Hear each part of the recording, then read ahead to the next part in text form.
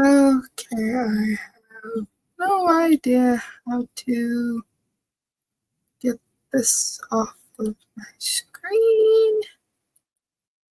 Somebody's in the chat right now, so I guess I can just figure this out.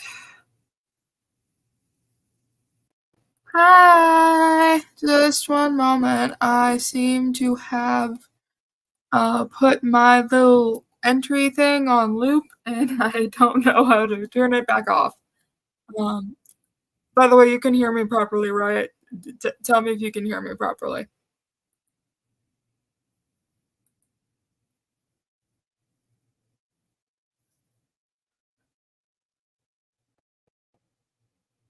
Okay, good.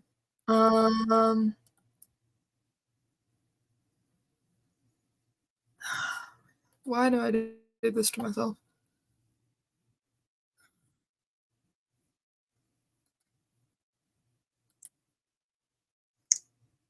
Yeah, nope. No, that was. Okay, seriously, how do I turn this off? Jesus Christ. I told myself.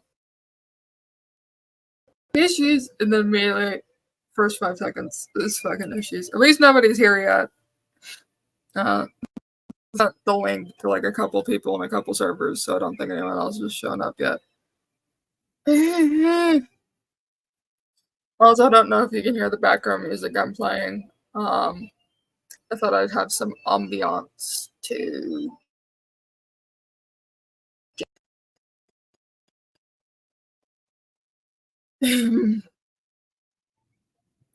Hello, 3 other people in the chat. Hello. Hi, hello, peoples. Very sorry that it is taking me this stupid long of a period to like figure this shit out. I am struggling to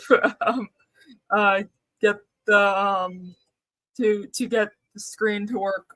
So everybody just hold on a minute. Oh my lord. Okay. And this is why nobody should trust me with a computer. Oh my god, if I have to restart the stream, I'm gonna cry. I'm gonna have to go on my phone to get this to not do this, but my phone is dead. Actually, wait, let me check. Oh my god, it's at 5%, chat! We can turn this off! Thank god. Thought I was gonna be stuck like with this for like another hour. Do you have OBS? No, I did at one point, but it was like really bad. Also just made my computer lag out super bad. So that was fun. That was a fun experience. I might have just downloaded like a corrupt version of OBS. I don't know. Yes, Audrey, damn indeed. Also, somebody remind me to plug Cody's Twitch at the end of the stream. Kidding, I'll remember. I swear to God, I'm just joshing around. But yeah. Wait till the end of the stream for a total promo. Streamlabs on top. What?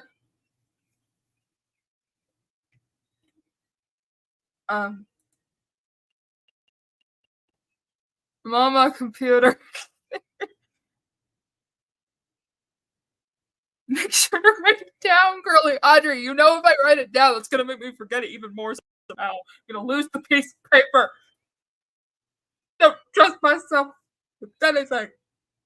Okay, seriously, how do my phone on yet? Okay, it's on. I'm gonna just go into my StreamYard and reconnect through my fucking phone.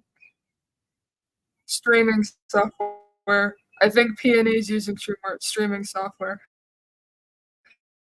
Put it in the group chat, Peony. What? I'm so confused. I don't know what's going on. I'm just trying to get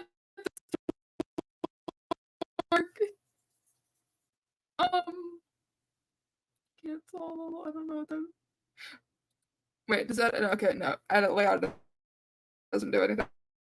Like, this is why I should have just stuck with the random bullshit. Oh god, I'm going to cry. Okay, I'm connecting onto my phone right now. So let me just. Okay.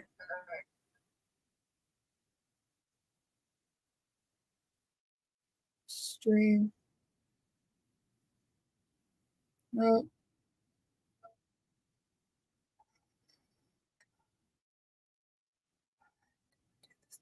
Oh, wait.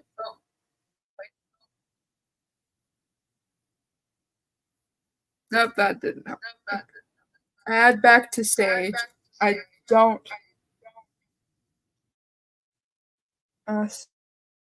Settings. Okay, let me.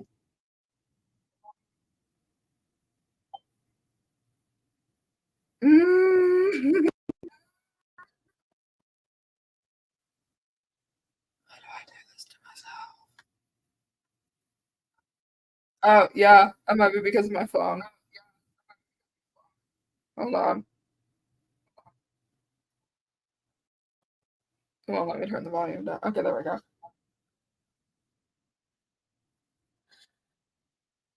How do I get the thing to turn? Oh, wait a minute.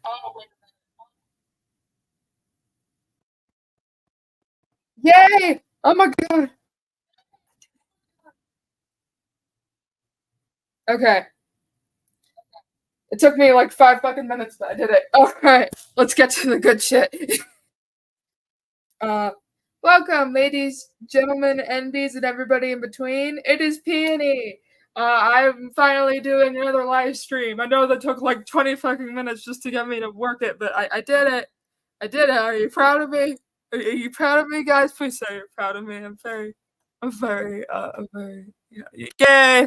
Thank you, Audrey, for the applause. So on today's stream, we will be reviewing a fanfiction of which I used to be heavily addicted to when I was a child. I don't put the reminder. Oh, okay. Audrey just read your text message. I'm so stupid. Anyways, yeah. Basically, when I was in middle school, I was like obsessed with Star versus the Forces of Evil because of course I was in middle school. That was weird. And in my insanity of getting into Star vs. the Forces of Evil, I came across a DeviantArt page where somebody was making the lore of the former kings and queens of Mewni, and I was like, "Fuck yeah, I'm gonna go look at that." And at the time, it wasn't finished from my memory. I can't go back and look at it because the archives that are up um, are reposts from like the original creators DeviantArt because they got called out for being a groomer. That's how it is. Oop, there it is. That's how it be on the internet sometimes. Sometimes people just leave the internet because they just want to go touch some grass. And some people leave the internet because they turn out to be groomers and weird fucking people. So yeah, just kind of a precursor warning. A lot of the shit in this video is going to be very uh very non-child friendly. So if there are anybody in the audience who is under the age of 16 or 18, preferably leave, please. There's just also just like if you're triggered by a lot of just violence, be it physical or sexual or emotional, I would say probably leave now. Abandon hope, all ye who enter. I don't know Harry Potter references. Is that a Harry Potter reference? I feel old. Oh my god. Anywho, back to the main point. So I've been streaming for 11 minutes. I've been struggling with this for 11 minutes. Jesus. Streaming, folks! Okay, okay. Anyways, so for reference, the reason that I did this was because originally I was just gonna make a video on it and be like, haha, this fan fiction is so cringe, guys. It's so cringe. Let's all review it together. And then I like really dug deep in there. Like I really shoved my fists in there and took a good look around. Like I was looking at a weird looking stew, and the ingredients of the stew are very weird. It's a very weird stew. I don't think my point is coming across very well. But anyways, point is, I decided to read this live on stream because one, I have no self-respect, and two, I was bored and it was the only thing I could do on a Sunday because I'm graduated and I don't have school tomorrow. So, yay! Let's get into this, boys. I feel like I just aged myself like 30 years. I don't have anybody else other than Audrey probably to like bounce off of. So if I just start randomly sputtering, don't mind me. I just don't know how to talk. All right. So, oh god, please don't tell me. Okay, there we go. So this is The Queens of Mewni by JGSSO109S. Otherwise known as John. We're just gonna call him John for the majority of this video, because I do not feel like that's so sick. If anybody needs further context, I will leave links in the comments after this video is posted, like fully posted, in reference to basically everything that happened and why this fanfiction is so controversial. I'm surprised a lot of YouTubers haven't talked about it because, in my opinion, this is like pretty crazy. I don't know. Maybe I'm just weird. Maybe I'm just odd. I don't know. Maybe I actually just shouldn't be on the internet. Anywho, so a brief synopsis of where the hell this came from, because I've probably never talked about Star vs. on this channel ever. But basically, Star vs. the Forces of Evil was about this girl named Star Butterfly, who's the princess of this kingdom named Mewni, where this fanfiction is based off of. And every princess on their 14th birthday gets this magical little wand, and basically they just learn to control the wand because it's tied to them in some way, and they have to learn to really connect with the wand. And she does an oopsie and almost burns down her entire kingdom in the process. So her parents are like, "Hey, we're gonna send you to Earth." And she's like, "Shit, man, I don't want to go to Earth." But originally she was gonna go to a fucking private school. And so she was like, "Okay, I guess I'm not going. I guess I'm going to Earth, guys. Sorry about that." Haha. She's going to Earth.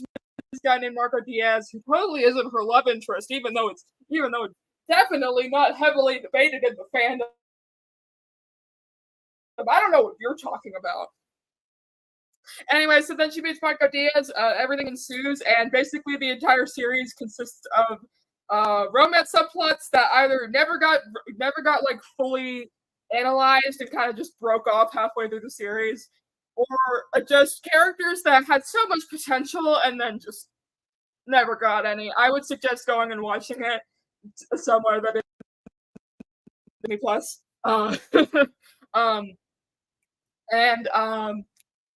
Just don't watch the last couple seasons. Just watch season 1 and season 2. Don't watch season 3 or season 4. They all suck. Honestly, I'm just mad. But for those who already know, you know what happens. You know what happens. It's a shitty ending, and the show had so much potential. And I'll probably do a link to Foot of a Ferret's video that's 6 years old, but I don't know how else to put it. It's a history on how Star vs. was made, and I feel like that kind of puts a lot of things in perspective when it comes to why the show ended the way that it did. I don't care if the showrunners say that it ended the way that they wanted it to, because good lord, if that was the case, then it was just destined to go downhill. I don't know why I'm burping so much. Anyways, let's get on to it. So, now that I've given a brief synopsis of everything, you might be, I wonder if you see yourself, what, Panini? What the heck is a Mewni? Glad you asked. Mewni is this magical kingdom land out far beyond our own planet, and basically it's made up of these humanoid creatures, but also like just a shit ton of monsters. So a lot of these plots will be intertwined with the fact that they have constant wars with monsters. Even it doesn't really make sense to me because they themselves can transform into, at least the girls can transform into giant butterfly people. The guys can't. Guys don't get that cool opportunity. But also apparently only the royalty can, so maybe it's like a class thing? I don't know. Either way, the girls get to turn into magical butterflies when they turn 14. It's crazy. There's a lot of shit. Also, I definitely based Imagined Aliens or Fandarians.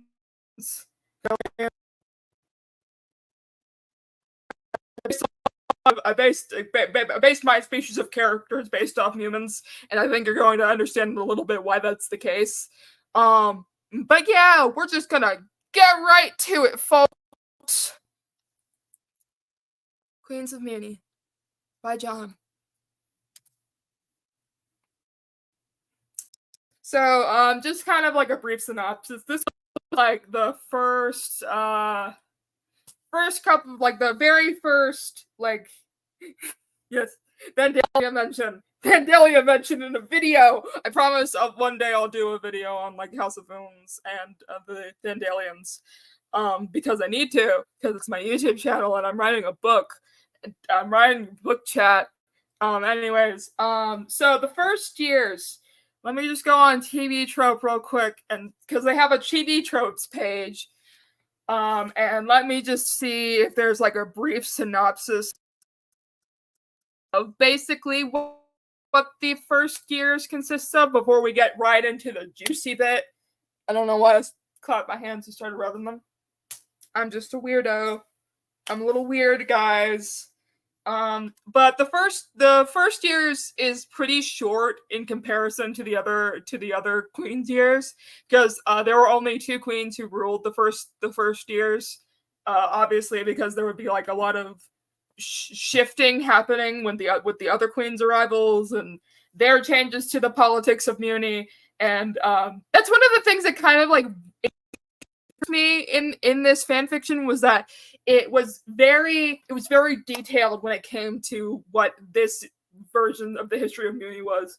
That's something that I think I kind of missed when Star Versus came out, which they just didn't go into this much detail, at least not as far as I remember, because I remember being pretty disappointed when the queens initially came out and they didn't go into this much detail, and a lot of the stuff was just fucking fan theories, which we all know those aren't reliable. But yeah, anyways, the TV Tropes page is taking a minute to load, everybody. No, I might just pull up my phone if my phone's not dead. So, let's see. Phone dead. Nope, it's at 7%. We good, chat. Oh, now it's loading. Okay. Well, if it has to reload it again, then I will just get my phone. Okay, here we go. So just let me just like read this out as like a quick pre-warning to anybody who's watching this. Again, just be warned. This is a very this video will have very heavy topics, and I will mention them really quickly because I think the TV Tropes page kind of says it best. Queens of Mewni is a short series of stories by John set in an alternate universe for Star versus the Forces of Evil. This chronicles the Queens of Mewni, both canon and OC's, lives and times as the queens. Please note that the AU was started long before Season 3. Certain plot points and revelations in canon do not apply. this is like partially right and partially wrong. John had a tendency to kind of like flip flop based on like if he wanted the story to be canon accurate and not being canon accurate. I think they do mention that in a point in time he did like say that like his canon was like a canon on its own, that it was his story and his AU. It's like that, yeah, I get that, but like you flip like, oh, I want to remain canon. Oh, I don't want to remain canon. I'll get back to this in a minute. Anyways, let's see. The fanfiction can be once found on his deviantart page. There's a link where the part is, so it just says here, before the story was made a dead fic after John deactivated his account in order to focus on his family and other projects. There's a link to this. I don't know if anyone's archived it, but whenever you click on it, it's nothing because well, he deleted his DeviantArt. But then next it says, although that has come into doubt after a fan exposed him as a groomer and a sexual predator in February 2024. Oh, this was in 2024? Damn, that's recent. I thought it was like in 2023. But damn, guess that goes to show just how shitty people can be. That one is actually still on. I will link the TV tropes page in the comments after this video is fully put up, so you can go check out the post for yourself. I looked through it. There is like physical evidence that he is a shitty dude. So I'm agreeing with the victim on this because they provided screenshots. They provided the screenshots. An archive of the biographies can be found here, and another archive can be found here, which is the stuff that I have pulled up, which is a DeviantArt page for the Queen's Archive and a Google Drive that somebody made of some of his stuff. Hopefully neither of them get taken down because I would like to cab these up while I'm working. While other Queen's works are attempting to be preserved by some of their fans, such as here and here, the author has also given permission for the Queens of Mewni spinoffs to continue. Basically is like there are a lot of people who will like make off of the Queens of Mewni story, which is basically just people like making more characters for the universe and expanding upon the lore. And I thought that was really cool and interesting. I'm glad that John has allowed that because I don't really like creators who just kind of lock off their story and are like, nope, you can't add any more to it. You can't. And it's just like, like, what if somebody like you're just gonna say no to anybody who's like wanting to take up the story and rewrite it and expand upon it themselves? Because I've that listen, like an artist can do whatever they want with their project. If they believe that the project is like done, finiciato, and they don't want anybody adding to it, that's fine. But like if the story is incomplete and you'd say yourself like, oh, well, I wish I could add more to it, but I don't feel like it. And somebody like comes up to you and is like, hey, I want to continue the story for you. Can I do that? And you're like, no, it's my thing. You can't have it. I mean, I guess I understand, but at the same time, it feels like, like let people be creative. Let people be creative. So I'm glad John's at least doing that. Don't like any of his other actions, but at least doing that. There have also been attempts by fans, particularly fan lovers Starnew and Rena Energy 17, to rewrite Queens to be lighter and softer and remove some of the more controversial elements such as teen pregnancy and incest. I don't know why I laughed at that. I'm laughing through the pain chat. Fan lovers Starnew and Rena's can also be found on the page. So if you want to go check out their works, I would highly suggest it. On the Queens of Mewni page, there's also just like a bunch of like tropes because it's TV tropes. So I'm not gonna read through all of them because it's like a lot to read through. But let me just give you some highlights. Abdicate the throne. Adapt it out. All for nothing. Amazon Brigade. Anyone can die. Ascend to a higher plane of existence. Bizarre sexual dimorphism. Bread and circuses. I don't actually know what that means. Boring but practical, brainless beauty, burning the flag, Cain and Abel, Chekhov's gun, the commandments, coming of age, compete for the maiden's hand, content warnings, cruel and unusual death, cut his heart out with a spoon, dark and edgier, dark fic, followed by lighter and softer, dawn of an era, deliberate values dissonance, exactly what it says on the tin. XP? I don't know what that means. Everybody's dead, Dave. Family relationship switcheroo. That's mostly because, again, this was all like written pre-season 3, so a lot of the characters that were like somebody's grandma or somebody's mom end up being like switched around or something like that. I'll get to that in a minute.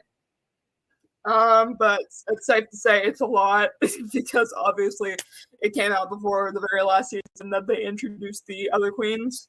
I'm still mad about that just a little bit. Just a little bit. Human aliens. That's all I'm gonna read. I'm just gonna scroll down. There's like a lot. There's just a fucking lot. Oh. Shit. Oh, I have to go to the characters page. I'm stupid. There's also a trivia page that I will get to because there's a lot in the trivia page that I just was very astounded by, to say the least. Okay, here is the very top part of the Queens of Mewni little character section. Through times peaceful and times frightful, the women of House Butterfly have stood atop the throne of their realm as Queen of the Mewmons, Lady Sovereign of the Butterfly Kingdom, and the Groundlands, and Guardian of the Realm. On their 14th birthday, the then princess would receive both the family's royal magic wand and the title of Royal Princess, officially marking her as the heiress to the throne. As the Butterfly dynasty has lasted for over 8 centuries, there have been many to have assumed the mantle of queen, and their stories aren't as simple as the tapestries and poems suggest. Most queens can be placed into one of 3 categories, though there are some exceptions. Star queens, who bring about a change that opens up a new era in Mewni. Day queens, who tend to be the most powerful and commit great acts. And night queens, who, while their deeds are not to be discredited, more or less just continue ruling until the birth of a new star queen. There are currently 5 eras in the butterfly lineage, each with a differing number of queens. So, the early years, or the first years, as I so incorrectly wrote, is the first few decades of the butterfly lineage, dating back to Munipendence and the genesis of the butterfly kingdom itself. And so we begin with the very first queen. Damn it. Come on, Google Slides, let me be dramatic. Oh my god, please don't tell me it's gonna freeze on there. Oh. What the hell? Let's get all the way to the next slide. No, God, no. Oh god. No. Google Docs, why? Oh shit. No, it's just too. It's not even close to being the first one. I'm gonna cry. I gotta wait for this shit. Because my screen is super fucking slow.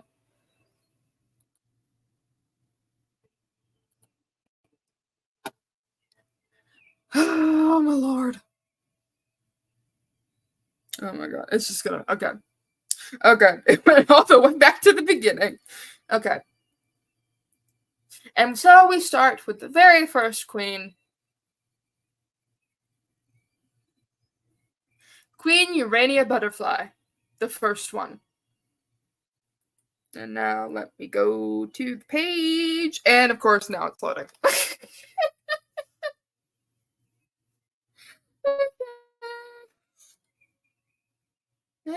another page is also loading.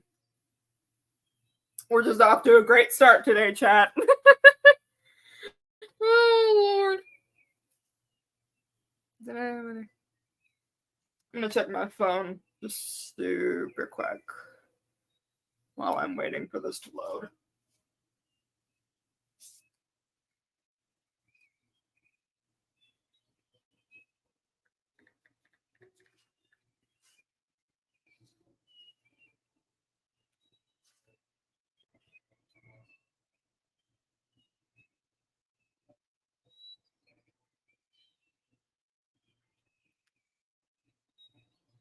Oh, Lord.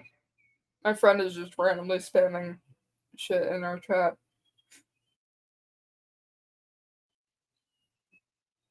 Final 24 hours. What's that? Deviantart's weird. Okay. We've done it, chat. We've made it to the Urania biography. Just give it a minute. It's still loading. By the way, you're going to be stuck on the screen while I'm reading because I don't feel like trying to just have multiple split screens. Split screens. I cannot talk today.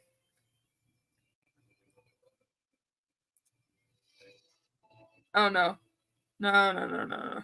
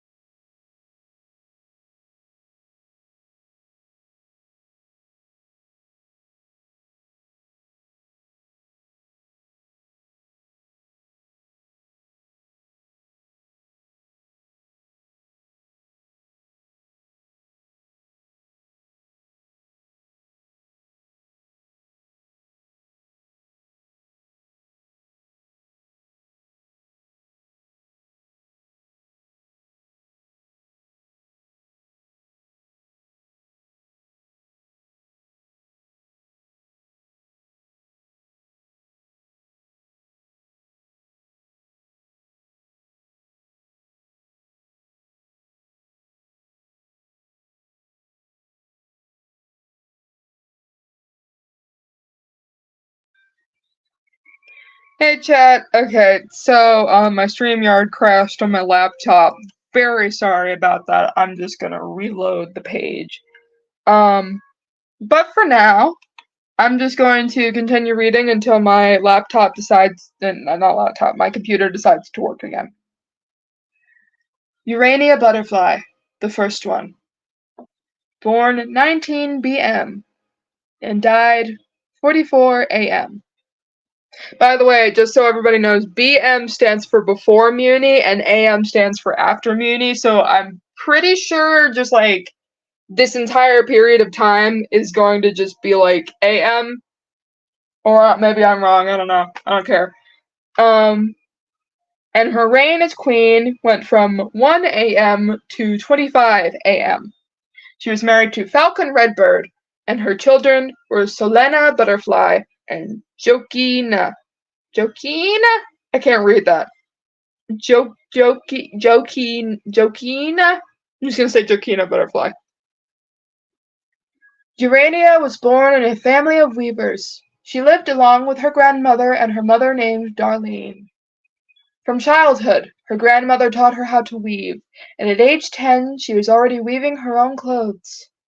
An independent girl, and at the same time dreamy, Urania spent most of the night on the roof of her house, watching the stars and embroidering in the moonlight the things that came to her imagination.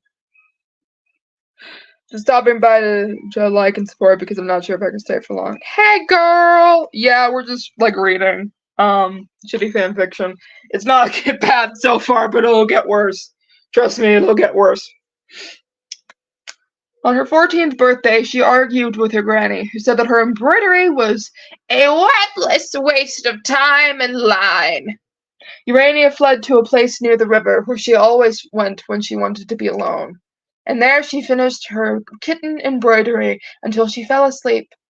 She only woke up at night, and upon returning she found the village during a monster attack, which ended with the fire of 5 p.m., where she lost her mom and grandma.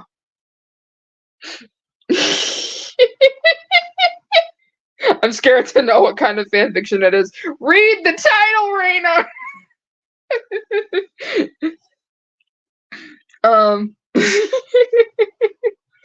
Yeah, I forgot how overly dramatic this is. I understand that, like, a fire is bad, but, like, girlie, you fell asleep in the middle of the woods and then just woke up and was like, oh, damn, my house is on fire. I don't know, it just seems weird to me. That just seems so strange to me. You didn't think that it was a bad idea to just fall asleep in the middle of the woods and just, I don't know, maybe I'm just weird. Tell your opinions in the chat. Okay. Urania fled into the forest, carrying the embroidery, the only memory she still had.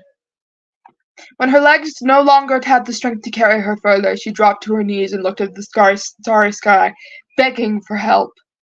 A shooting star cut through the sky and fell into the cornfield a few yards from where she stood. In the depths of the crater, she found a meteorite, which had a shimmering butterfly-shaped crystal. When she touched it, Urania received her butterfly emblems on her cheeks. On the same night, Urania faced three monsters that surrounded her. She was saved by the godmother baby. Oh, that title can't stop me because I can't read. Oh, that's crazy. So for context, the godmother baby is like this weird sort of like parental figure to all of the, not parental figure, tutor figure to all of the princesses and queens, and basically is like, hey, here's how you do magic. If you don't pass the test, then you have to go to St. Olga's, which is the private preparatory school that I think Star had to go to. Something like that. I don't remember. All I know is that Star passed the test, and baby was like, cool. Intentionally disappearing without notice is weird. What if a fire started while you're intentionally disappearing without notice is weird. What if a fire starts while you're gone? Literally, that's what happened. It's literally just what happened. Girl. Okay. On the same night, Urania faced three monsters that surrounded her. She was saved by the godmother baby, who came to life after one of Urania's spells bounced and struck her at her embroidery. Urania fainted soon afterwards from shock and weariness when using magic for the first time in her life. I watched everything from distance and without interference. I needed to know how far Urania was able to get. I have audio processing issues, Peony. Oh, I'm sorry. I'm so sorry. I feel so bad. Yeah. Also, I forgot this was so. It's a whole bunch of shit that I keep forgetting, and then this makes me remember it. So there's this guy named Glossaric who is in charge of the Book of Spells, and he basically looks over the book and also knows all of the family history because he's been with all of the queens since like the beginning of time, and he basically is writing all of this down as far as I'm aware. So every time it says I, it's Glossaric basically just being like, hey chat, it's me back again with another crazy video. You know, like me. We met each other the next morning when she woke up. I admit it was nicer than I had hoped she would be. She did not freak out or had a denial attack. Had a denial attack. She didn't freak out or have a denial attack. I don't know what the hell that means. But okie dokie. Anywho. Hold on. I lost my place because I got so distracted. Had a denial attack. I think, I'm like 90% sure that John was Hispanic and his first language wasn't English, so I'm not trying to bully him because of that, I just, like, every time I, like, see a grammatical error, I just laugh at it for no damn reason, because I'm weird. Even though I make grammatical errors all the fucking time. On the contrary, she was very understanding when I explained who I was and what I was doing there. You asked for help, and she came, I said, pointing to the crystal, and my job is to help you reach your full potential. As discussed in the chapter about the Mewni pendants, Urania decided that she would protect her people when she returned to the village and found it decimated. For this, she needed to find a way to use the crystal without it cutting and burning her hands. Then, using materials she had found in the debris of her house, she mounted the wand by attaching the crystal to the end of a knitting needle and tying a ribbon bow. Yeah, and I believe you for it. Hey, don't call me out. How do I delete a message? I stated a falsehood.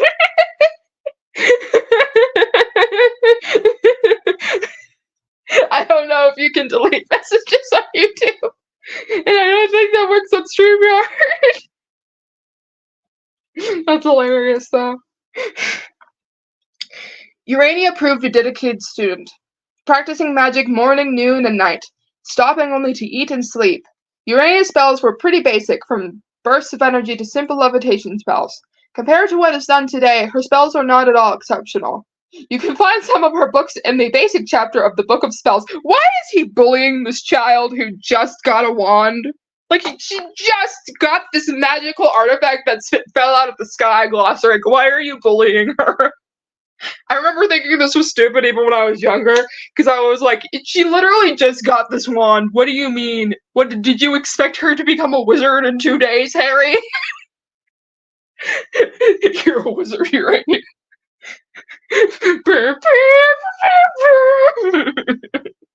I am the worst. Oh my god.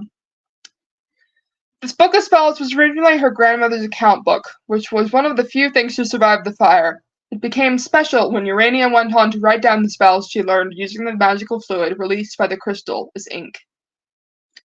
I love how she just went into her abandoned childhood home, picked up her grandma's account book, and was like, oh cool, let me just write down a bunch of magic spells into it. I know, I can't tell if I'm just being really fucking critical, or if the story just fucking sucks and doesn't make any sense at all. I don't know. Maybe I'm just stupid. That just seems weird to me. Like, just make yourself a random book like you made yourself the damn wand. Anyways, she defended the village relentlessly between the 5th and 2nd years BM. In 4 BM, a small group already helped her to defend the village. The Mewmans began to call her Queen Butterfly in the same year. This title came obviously due to her cheek marks, her wand, and her Mewberty wings. I love how it never explains how her never even explains Mewberty at all. It's just like, she has Mewberty. There you go. Like, anybody who's reading this for the first time would not understand what that is. I would at least give a small explanation. I don't know. This just seems something important. I don't know. Maybe I think I'm just weird. I'm just being really fucking critical. Between the years 4 and 3 BM, a rough wooden and earthen construction was erected on the slopes of the Great Mewni Rock, which would later become known as Urania's Fort.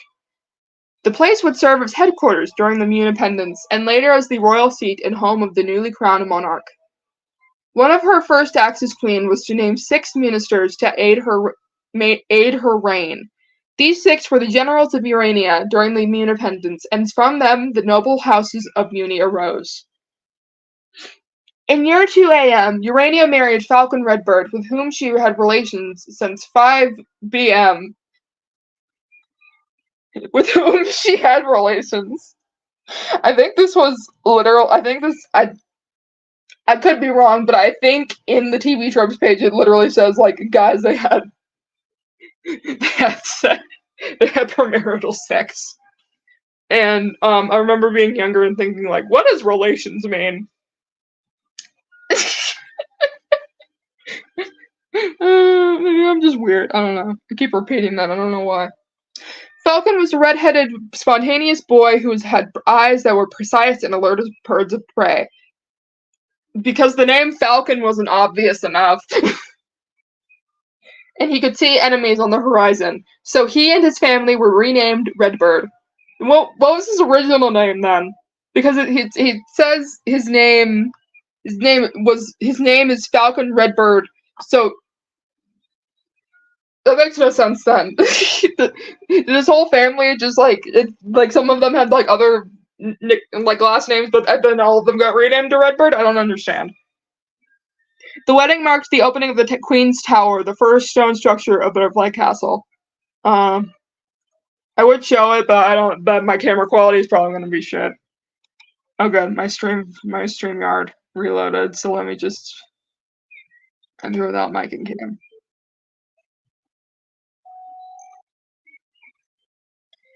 Your browser can't access. Blah blah blah blah blah. I don't care.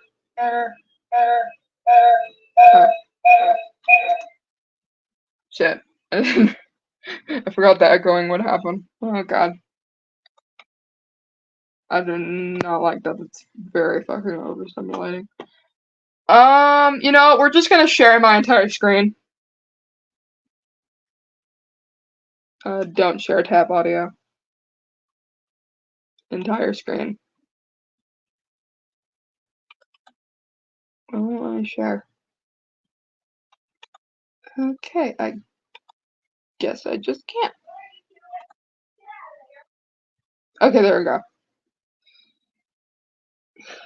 Oh, shit, I accidentally clicked a button. Okay.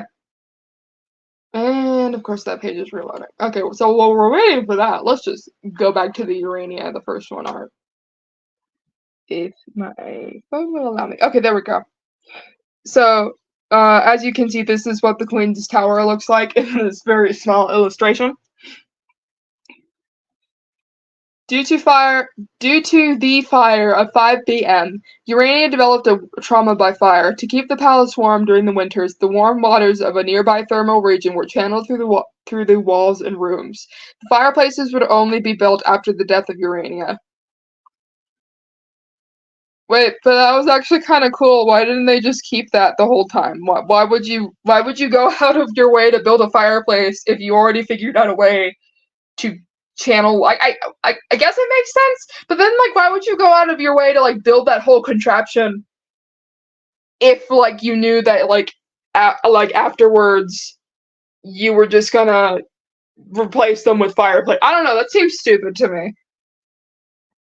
It just seems like a bunch of work that doesn't need to be done if you already figured out a proper system.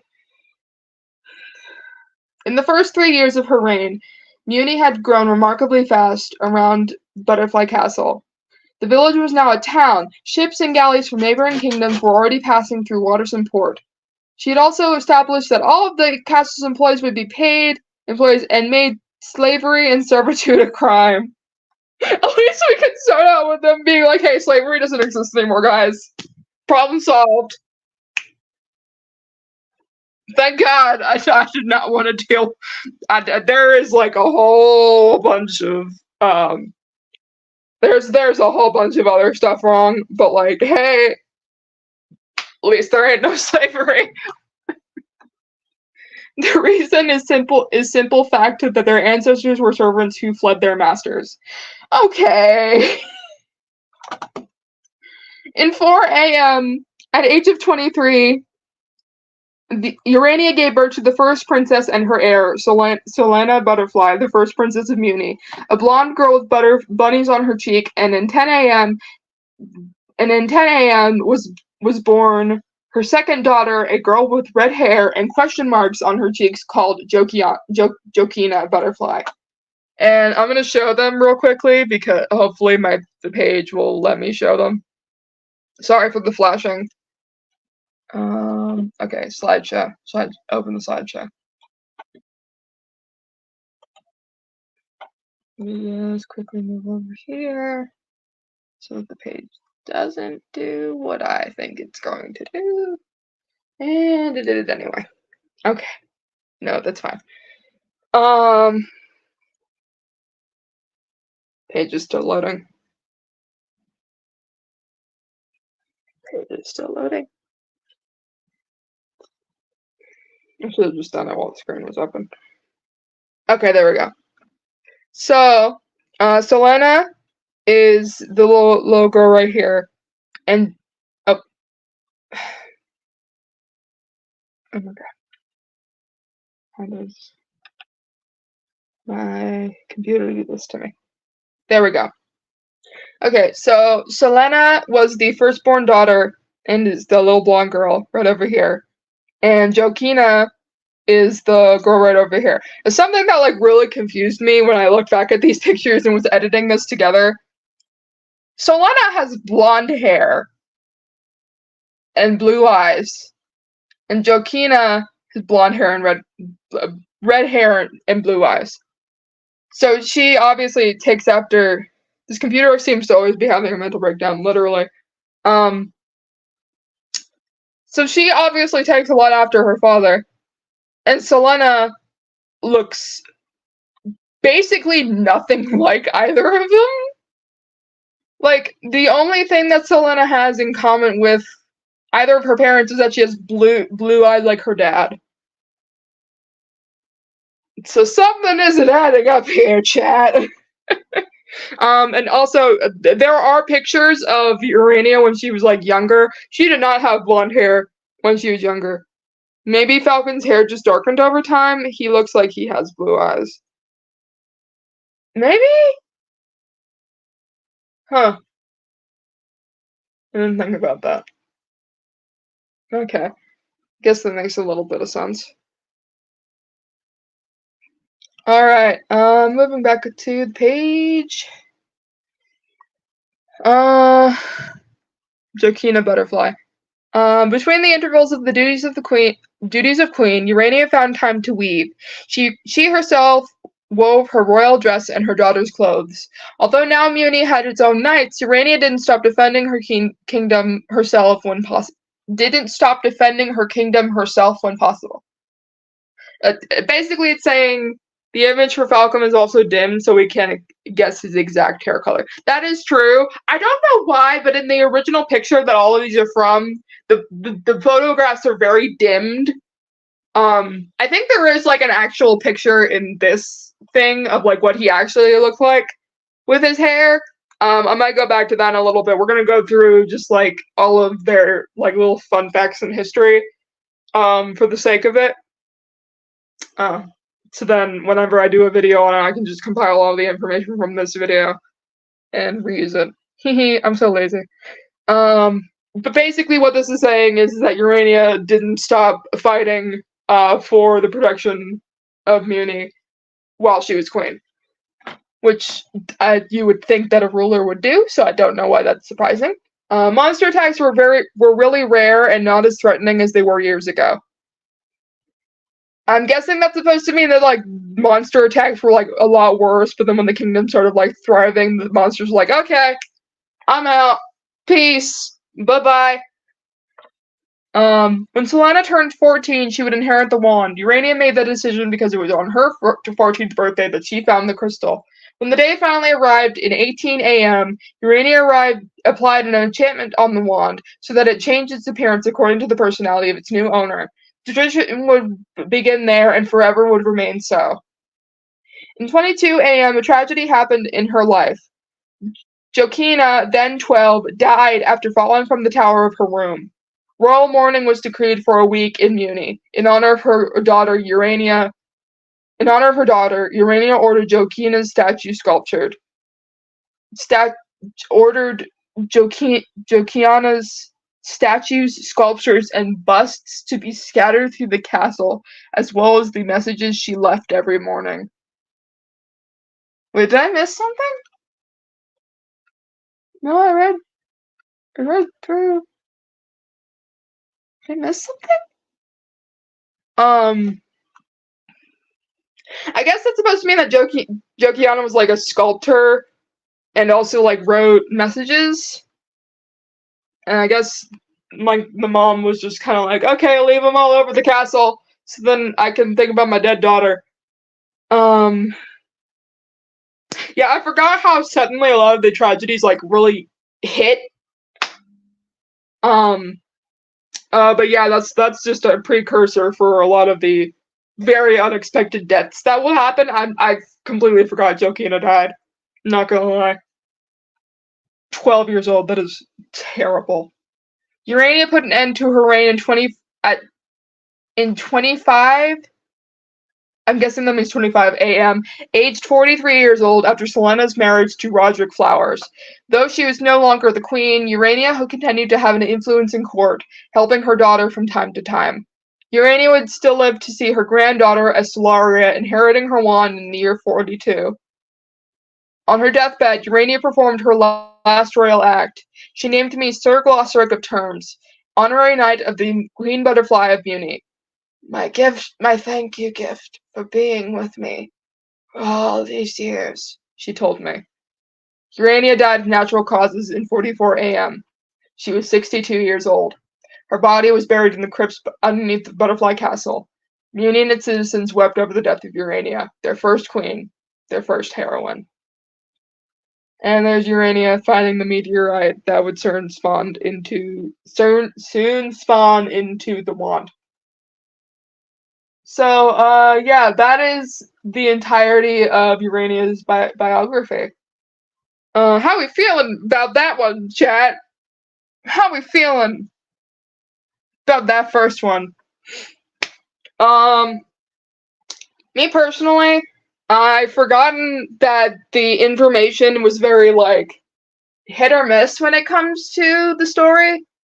A lot of it just doesn't, it either, like, just doesn't make, like, you kind of have to make a lot of guesses on your own, I suppose, is the best way to put it. A lot of the information that is given, like, you have to, like, try and reread to understand. It's very confusing, I suppose, is the best way to put it. It won't let me open it for some reason. Open the file. Open the file. I want to let me open the file. Just open the file. Open.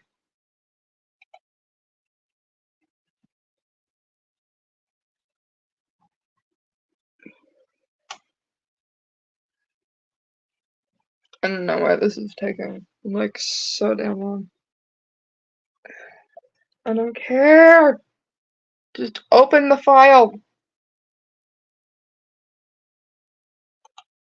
It literally, like, on my phone, it would just let me, like, open it normally. Just open the file.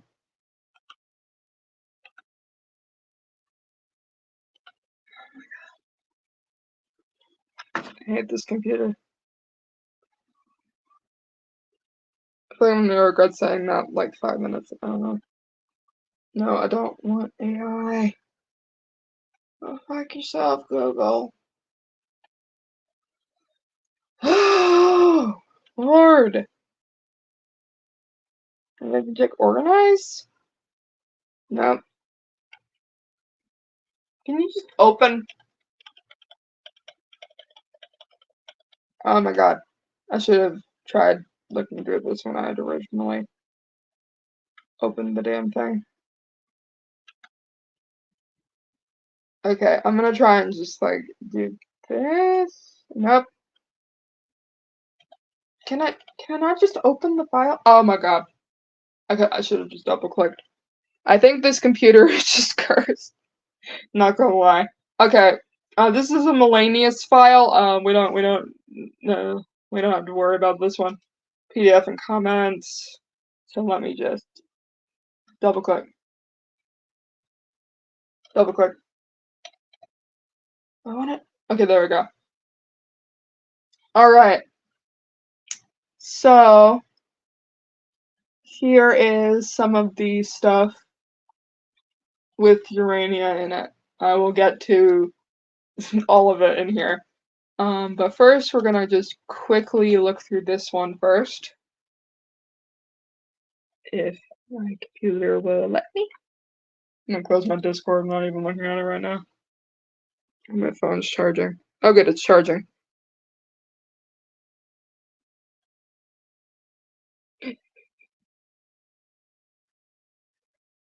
Okay. Urania descriptions. Chapter 1.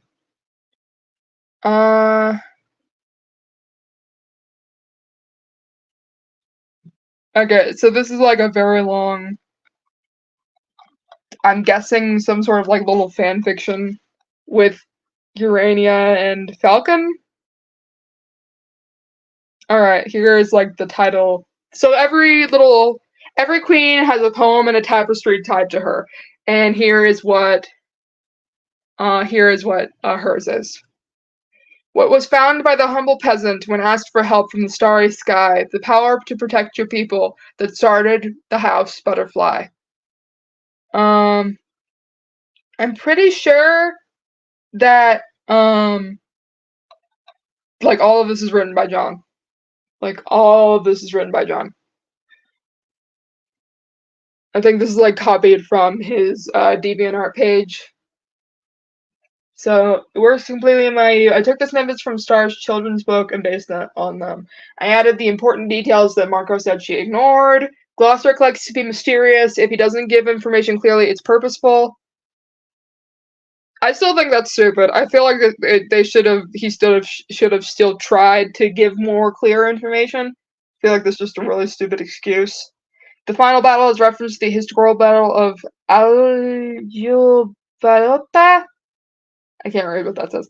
The ancient empire from which they came would be destroyed a few years later by a natural disaster. Maybe that certain rabbit has something to do with it. I'm not saying anything.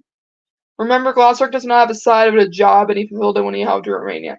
Celestium is the name of the religious center of the peasants, and the Celestrine is the priest. They believed that the entire cosmos, stars, and planets were deities created by the goddess Celestia. Yes, the Winter Queen had her name named after her.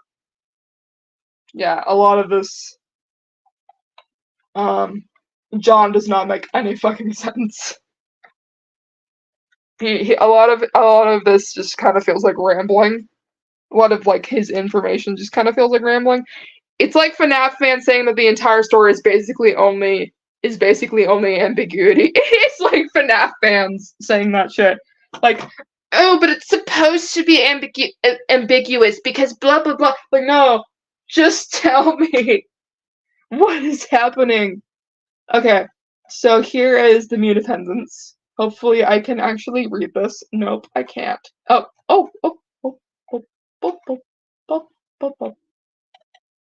There we are.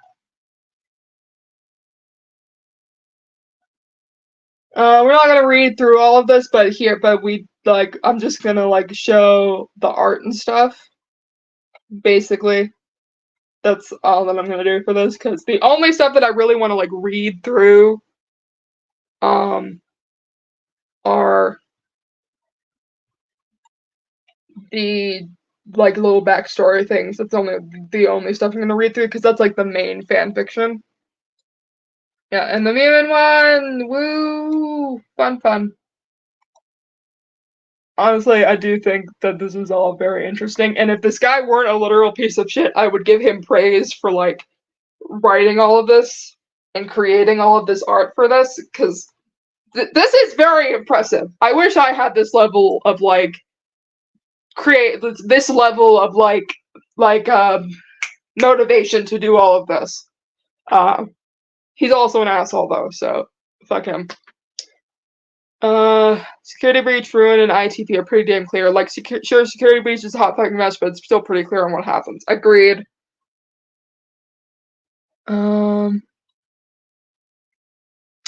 Yeah, this. Let's take a quick old look at this. So the picture is titled Urania Ancient Mewni Empire Fashion. I think we can all take a good look at this and we can all just know why this is bad. Yeah, he did a lot of drawings that are kind of like adjacent to this, where there was a lot of cultural appropriation happening. I'm not sure, of what culture this is based from, but this is very cultural approach. Yeah, very cultural appropriation-y. Here is my personal favorite, because it goes more into detail about, like, visibly what happens. So yeah, this is Urania when she was little. Her looking at the sky, there's baby, her finding the crater, meteor, and the butterflies going on her cheeks. Whee! There's her mom. It's like the only picture we have of her. Like, we never see her grandma, it's just like her and her mom. Whee! There is the little rock going down from the sky. And he also did, like, these, like, relationship charts thingies. It looks like it's referencing to cultural / traditional ones. That's where I think at least these are the vibes I'm getting. Yeah, I think you're right. If anybody knows more about what that picture is based off of, please leave it in the comments or in the chat. I would like to know more, and also, like, if somebody could tell me if that is cultural appropriation or not, please do. It just feels like it based off of the drawing and the fact that she's very clearly, technically, I don't think Mewmins have, like, race. Like, they have different skin tones, but they don't have, like, specified ethnicities, I guess is the point that I'm trying to make. They have different species of creatures, but that's kind of it. But I still feel it's kind of weird for, like, a white centric character to be wearing something like that. I don't know, maybe that's just me. If somebody in the comments or somebody could, like, give me more information on this, I would like to hear. Anyways, here is Urania and Falcon in this picture.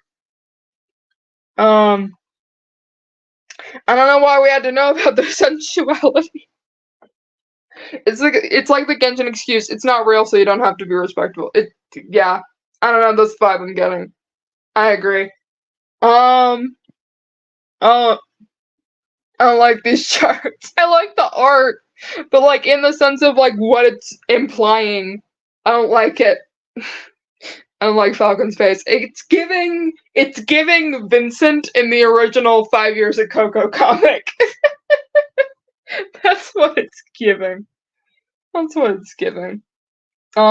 He also made this, like, really visually interesting diagram of what Butterfly Casa looked like back during Urania's reign. And I'm mad that this was never brought up again in the original show. It's a jump scare. Because from what I was aware of, they had an entire episode based around the Independence Day, and then, like, never brought it back up again in reference to any of this. And I'm kind of mad that they did, because I feel like a lot of the history is kind of overlooked.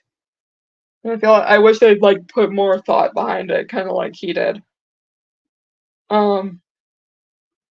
Wish he wasn't a weirdo, but you know, this is. Oh, that's weird.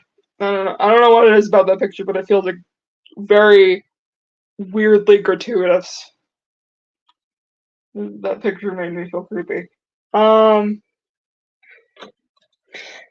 yeah, now we're gonna move on to the TV tropes page, with some other information about Urania that's on the page. I think there's, like, a little bit of. Yeah, here we go. Urania, the first one. Was found by the humble peasant when asked for help from the starry sky, the power to protect your people that started the house butterfly. So yeah, the first queen of Mewni, born to a family of weavers amongst the early people of Mewni, Urania would find herself orphaned after a fire on the night of her 14th birthday. That tragedy would lead to her discovering the One's crystal, meeting Glossaric, and fighting in a war that led to the birth of the Butterfly Kingdom. So here is just, like, some of the information that, like, they give on the TV tropes page. Ambiguous situation. After the revelations in Tales of a Butterfly Queen, Urania, was it really a coincidence that the meteorite with the magic crystal fell so close for her to find, or was it a last vestige of old magic in Urania's blood what called it down to her? What? Huh? Chief Trust, what does that mean? I remember reading this like earlier on when I was like looking through the page and I had no idea what the hell that meant. Belligerent sexual tension. Despite getting annoyed with Falcon's teasing, she still grew angry when he started dating around. Okay. There's a lot of curtains match the window. I don't like how it just like fucking says that all the time. Like, curtain match the window. She has brown eyes and brown hair. It's like, okay. We don't need that information repeated. Dark secret. Her bloodline can be traced back to one of the magically gifted old lords of the ancient Union Empire. Oh, that's what that means. Meaning that she and her descendants are the last royal blood of the original empire. She took it to the grave, so nobody knew that they put the descendant of a titan on the throne. Well, that's not weird at all. Okie doke. How did she know that, though? Did she, like, learn about that while she was, like, queen? Or did she know about that since childhood? And then was like, oh, my entire village burned down, time to become queen. Or did Glossric tell her? I want to say Glossric told her. Aren't her eyes orange or something? Yeah. They look orange to me.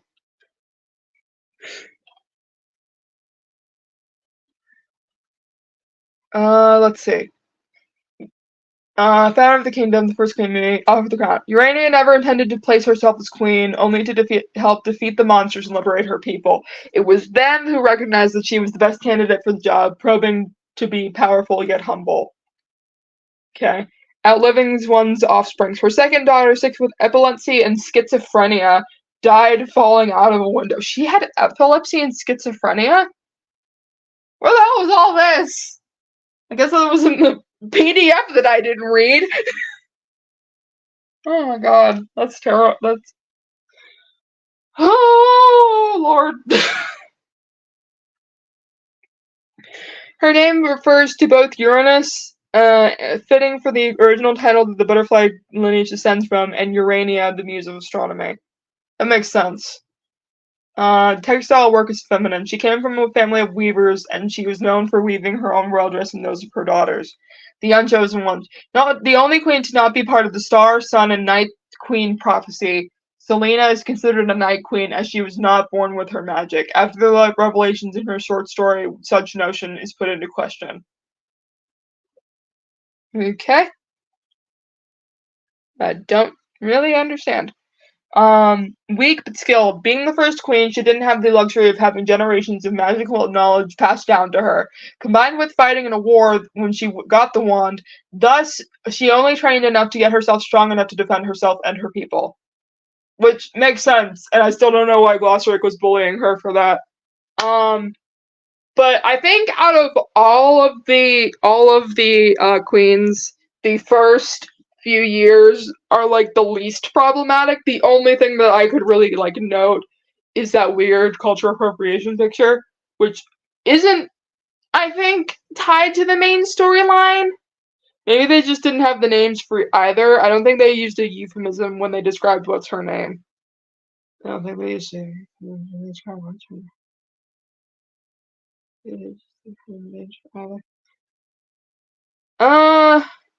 Yeah. I don't think they did that when they were describing Jokiana. I don't know. That's just odd. But yeah, speaking of which, I think the only problematic part is Jokiana. It kind of just feels like a lot of what happened to her was brushed off. This is like really strange because I remember so the reason that I did this video is because like a while ago there used to be these videos that like did like readings of these stories, and I remember them being like a lot more in detail about the characters, but these just feel kind of short and very abrupt. And for some reason, I remember them being longer. Maybe the people in the video just added more that I didn't recognize. But I hope somebody can find those because the videos of those readings are now gone and I miss them. Help. um, Anywho. So that is all the information we currently have that we have on Urania as far as I'm aware. I think everything else in her PDF listing is just, like pictures of what happened to her when she first got the wand. And then like those couple of pictures of her that he just randomly drew, I guess. Yeah, that's pretty much it. And of course, the history of Independence Day. I don't know why there are like two of some of the pictures because it's basically just the same picture. I've looked through them, but there's just copies of the two pictures. Anywho, now that we're done with that, we're going to move on to the second queen and the last in the first year's era, aka if my slideshow will just pop up.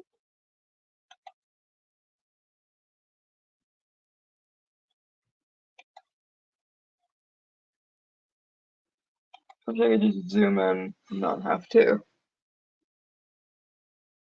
do all this shit.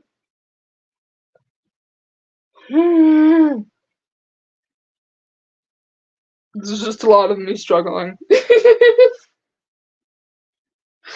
Very sorry that this is the experience you have to have, Audrey, of just me, like, waiting for my computer to load. Oh, my keyboard is about to fall off my desk. That would not be great. I think there's a time limit for how long these things have to be. So hopefully I can just, like, finish this up in the 2-hour time span I probably have. And then maybe get to Estelaria, or at least start with Estelaria. Because there's a shit ton more to go. Oh, Lord. Okay. Goodbye, Urania. You weren't that memorable, and honestly, your story's kind of boring.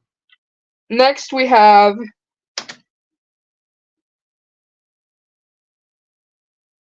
Oh, it hurt my eyes.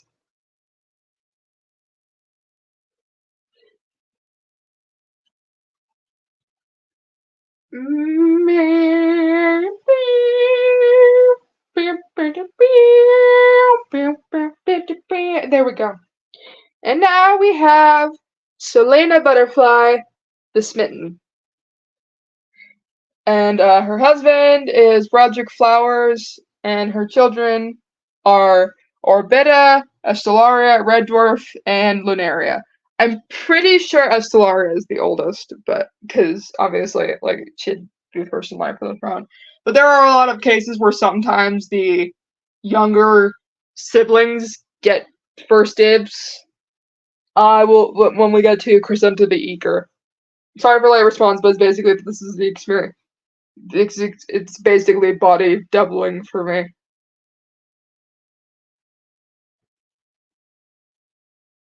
Yeah.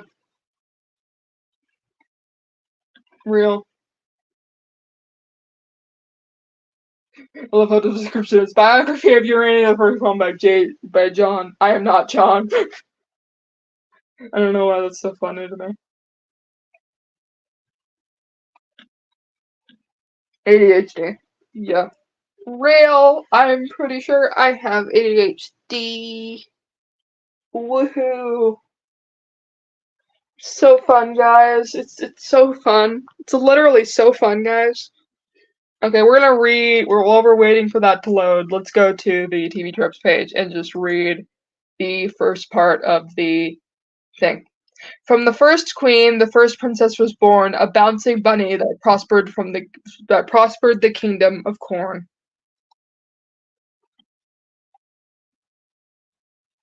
So yeah, she made corn happen, I guess, is the point. Sky, Diana, Selena, Sardaria, Hesperia. Oh my god, I'm gonna go through this whole thing or what? Autism and ADHD are very comorbid.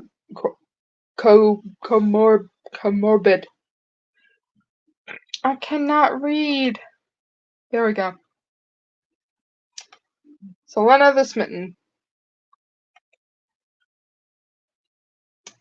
Born 4 a.m., passed away 6:00 a.m. Her reign was from 25 a.m. to 45 a.m., married to Roderick Flowers. Her children are Estellaria butterfly, Lunaria butterfly, red dwarf butterfly, and Orbita butterfly. The first princess of Mewni, Selena Butterfly, was born in 4 a.m. According to her mother, Selena inherited her grandmother Darlene's blonde hair. Her blue eyes came from her dad, Falcon Redbird. Oh, that makes more sense. I'm very dumb. Selena was calm and well-mannered, but she had the habit of hopping instead of walking. This attitude made her nicknamed Hopping Princess. Because of this, Urania had to put her to take dance classes when she was 5. I don't know how hopping correlates to dancing, but okie dokie. I guess I was a bouncy child, and my mom was like, I gotta put her in ballet classes. That's what happens, guys. That's how you get put into dancing classes. Do you want to know how to stop doing that? Just stop hopping. Stop hopping. Her mother took her to every corner with her, including at royal council meetings where she encouraged her to watch and listen intently. The presence of the princess was well regarded by the other nobles, who also took their sons to accompany the meetings when possible. Already thinking about a future marriage? Selena wouldn't think about it until she was 16. Yeah, I wouldn't think so. I mean, maybe it was just to put her energy somewhere. I guess. But why would you be thinking about future marriage when she's not even, 18 yet? Hold on a minute. Chill the fuck out. Already off to a great start, guys. Off to such a great start. Oh boy. Another striking feature of Selena, though not very positive, was her ability to get hurt easily. Just say she's clumsy. It's not that hard. Gloss require evil children. Since her childhood, her constant jumping has made her fall several times. No matter how much her mother told her to be careful, it was normal to see the princess with grated knees and elbows. When she began ballet classes, her tumbling and bruising became more constant. It sprained her ankle for the first time in the 3rd week of school. It would become normal to see the princess break by 1 bone a year? What? Is that supposed to say that she gets, she breaks her bones every year? I mean, to be fair, betrothal is a common trope. I mean, yeah, but, don't it usually... I don't understand. I don't understand the story. It's already off to a weird beginning. I do not remember it being this weird. Even so, Selena never bothered with injuries. She was always smiling in good spirits, and once she was recovered, or at least partially, she was bouncing around this castle again. Her ballet teacher, a former ballerina from the ancient group, the Smittens, described her to her mother. She has a self-destructive nature, but this is only a detail. She's cheerful and has an unconditional love for dance. It's visible to the look as she keeps a smile from ear to ear while she's dancing. A smile that doesn't disappear no matter how many times she gets hurt. She would be a great Smitten if she didn't hurt herself so much. Selena was quite jealous when her sister Jokina was born at 10 a.m. She was 6 at the time, and... What? That's strange. I think it's a typo. Yeah, it's probably a typo. What? 3 days later, she was already talking to her mother again and even playing with her new sister. Why is the writing even worse in this one? Oh my god. In 14 a.m. at the age of 10, Selena traveled with her ballet class to perform at a tournament held in the Sylvan Kingdom to the north. The trip would have a profound impact on the princess, who was delighted with the event. There she had... Excuse me. She and her friends also met the Smittens group, which resulted in the invitation to one of Selena's friends to join the group. However, that what was recorded in Sylvan's history was the eccentric ballerina princess with bunnies on her cheeks. Until the age of 12, Selena used to wear her mother's clothes and crown and pretending to be the queen in front of the mirror in secret. Jokina mocked her by calling her Queen of Mirrors. Speaking of Jokina, she was the torment of her older sister. She loved to do pranks on her sister Lena, as she affectionately called her. One day, she opened a small hole in her sister's mattress, put sheep's couscous inside, stitched the hole, and turned the mattress over. Selena's room stank for days until she discovered where the scent came from. Despite this and other jokes, Selena remained tolerant, for in these cases, Jokina wasn't having her attacks of madness. And we're just gonna keep on scrolling. Oh boy. Oh my god. We're only in the second one, and already I'm like fucking cringing. I don't think I actually remember reading this one. I think the only one I read through fully was Urania, and another one that I can't remember. I think it was Etheria's. Maybe it was Astaria's. I can't remember. But I specifically remember that I would listen to a lot of these stories through the YouTube videos on the Mewni archive videos that I wish would be archives, because I missed them and I remember them being good, and maybe I'm just remembering them wrong. In 17 a.m. on her 14th birthday, Selena received the magic wand of her mother, beginning with the tradition that remains today. With the metamorphic enchantment that Urania had applied on the wand, its appearance changed when Selena took it into her hands for the first time.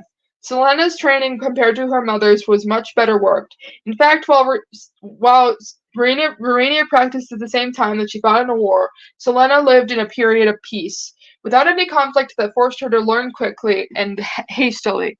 This gave her more time both to practice basic spells and to sophisticate and create others. Attacks of madness is probably an old-timey, in this case, euphemism for the epilepsy and schizophrenia. Yeah, but I still feel like that's a weird thing to I don't know. I guess that is the best way to put it, because in history, they probably didn't even know what epilepsy or schizophrenia was. But even then, how would the TV tropes page know about it unless John himself specifically said, "Oh yeah, Jokina." It happens a lot in ancient times, e.g. in Mesopotamia. Some symptoms similar to PTSD would be referred to the ghosts of one's enemies are attacking you from beyond the grave. Albeit it's a little insensitive, I'll concur with you on that. Yeah, I can understand in a way why they would write it that way. But I feel like if the point was supposed to be that it sounds insensitive, it doesn't come across that way. That's what I heard, by the way. I might be wrong.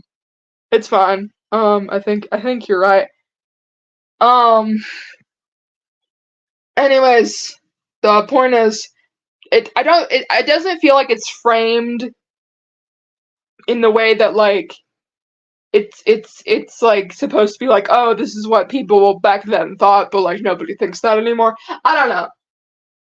It's still framed. It's framed weirdly, is the point that I'm trying to make. It's framed in a weird way when reading it aloud. This gave her more time to both practice basic spells and to sophisticate and create others.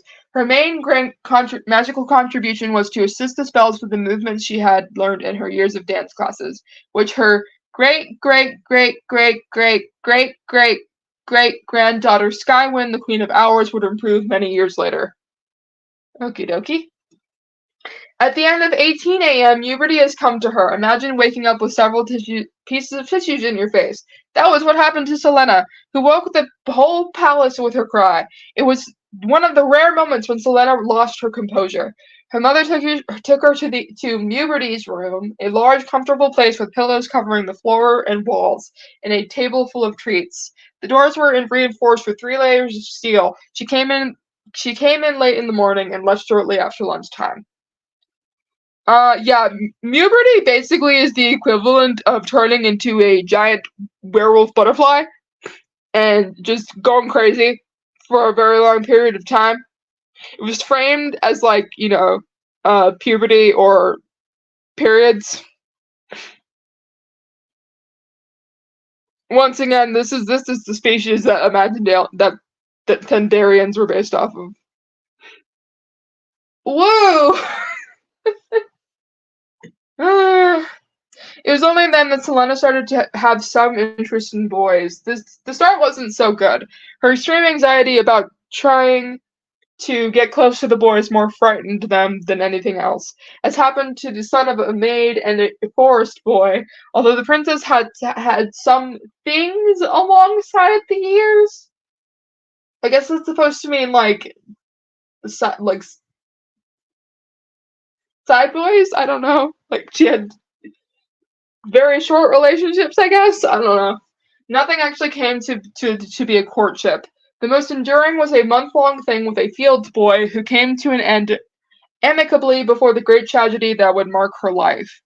In 22 a.m., her sister Joaquina died while falling from the tower of her bedroom. Selena spent 3 days and 3 nights locked in her room crying and not eating. It's said that it was impossible to hear Selena's whispered cry during Mewni's silent nights.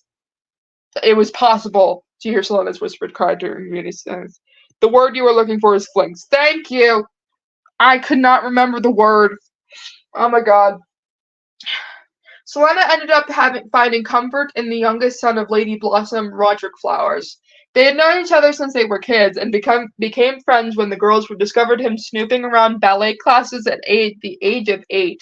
Although her friends were teasing her that he was going to snoop around because of her, Selena only saw him as a friend. It was only years later, months after Joaquina's death, that they both engaged in a serious relationship. Or affairs. I'm gonna guess flings because she's like I think it's implied that she's still a teenager. So I'm gonna guess flings. But yeah, that was a bit of a tone shift. She's like, oh yeah, my sister died, and then I immediately got into a relationship after like a couple of months. I don't know. I would probably need more time than that to get into a serious relationship after my sister died. It's reported that the princess was so happy to kiss him for the first time that she fell and broke her wrist. And when Roderick agreed to marry her in the beginning of 24 a.m., she was so happy she ran to tell her parents and broke her right arm and a rib when she tripped on a ladder. What the fuck? I would too, to be honest. Oh my god. She fell and broke her wrist when they had their first kiss, and then she fucking broke her right arm and a rib when she was going to tell her parents she got engaged. I don't know why I'm laughing. It's just so random. I have to tell my parents about my proposal. She currently has one fractured rib and a broken arm. I got proposed to. Honey, I think we have more things to worry about. That was about the grieving for the sister thing now. Yeah, I got what you meant. Don't worry, I understood.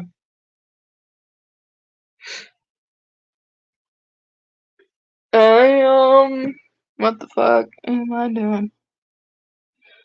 When her parents asked if she was going to be okay, still down the stairs, Selena smiled and told them she was going to marry. Girlie, literally yelled up the stairs, I'm getting married! Also, I think I broke my rib! That is so me. It's so me coded for real. I would break a rib and be like, I'm getting married.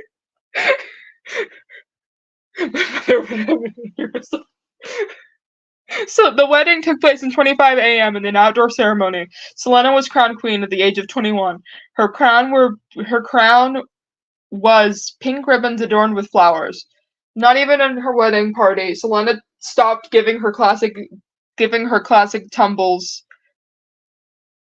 Oh, okay, so she was still like tumbling around even during her wedding. Luckily, the grass prevented her from leaving the marriage with a broken bone. One of the wedding gifts came from her teacher, a pink tutu used by the Smittens, which she would officially wear as her royal dress. In addition, also reported that Selena was so happy in her marriage that she couldn't stop smiling for nothing, and was always seen filling Roderick with multiple pecks. All those events led to her being nicknamed Selena the Smitten. Damn. Imagine being so emotionally connected to and loving to your husband that everybody's like, hey, I'm gonna name you fucking Selena the Smitten. That's so me. Selena's so me. Even though she was now the queen, Selena kept her mother close by, seeking her advice when necessary. In 28 a.m., Selena gave birth to her firstborn, Estelaria. She was 24 years old. 3 years later, her second daughter, Lunaria, was born in 33 a.m. In 33 a.m. was born the first prince of the butterfly lineage, a boy exempt of cheek marks named Red Dwarf, and the following year, the fourth and last child, Orbita Butterfly. Her government was marked by the great incentive to culture, making Selena a great patroness of the arts, especially dance and poetry. Yeah, that is very cute. Festivals and tournaments were common throughout the years, always attracting bards and art companies from neighboring kingdoms, generating great wealth for the Butterfly Kingdom and increasing her popularity among the Munians. In 24 a.m., a few days before Stellaria's 15th birthday, Selena decided to pay homage to her daughter and hired a bard to write and perform a song about the Princess Eris during a festival. The result was extremely positive. The Song Day Festival was born that night. The year 44 was a year to forget. Her mother died of natural causes at age 62, and 3 months later, a victim of pneumonia, lost her husband and king. Selena went through a principle of depression, which would have evolved had it not been for the company of her 4 children, especially the youngest, Orbita, only 10 years at the time, who still needed her. So Queen Selena ended her reign when she crowned Stellaria as the new queen of Mewni in 45 a.m. Both were young in the situation they were in, as Stellaria, 17, was the youngest to be crowned until then. Despite the difficulties of Amber due to a fall in 52 a.m., Selena lived the rest of her days well. She had time to get to know her first 2 granddaughters and follow the gestation of her first grandson. Selena died at 60 a.m. of head trauma. She kept a book on the top of her bedroom shelf when she fell off the chair and banged her head on the edge of the bed. She was found dead just the next morning. She was 56 years old, and her body was buried in the castle crypt of her mother, in front of her mother. Damn, that's really sad. It's like she had a book thing above her bed, and then she just died. I was really fucking sad. What the hell? That was just so sudden. What the shit? While we're waiting for that to load, I'm gonna look through this little page. Also, yeah, they have like their coronation attire that I think he also drew. I think this is really cute. She looks adorable. Background is giving harpy hair. Ambiguous situation. Her secret journal page is very ambiguous in its meaning and significance, but its content is important enough to be kept among the secrets of the butterfly family. What? Okay. Urania's firstborn and the first heiress to the butterfly kingdom, known both for her love of dancing and her accident proneness. Selena's reign was marked by sport in the arts, and as well as many festivals and tournaments, including the first Princess Song Day Festival.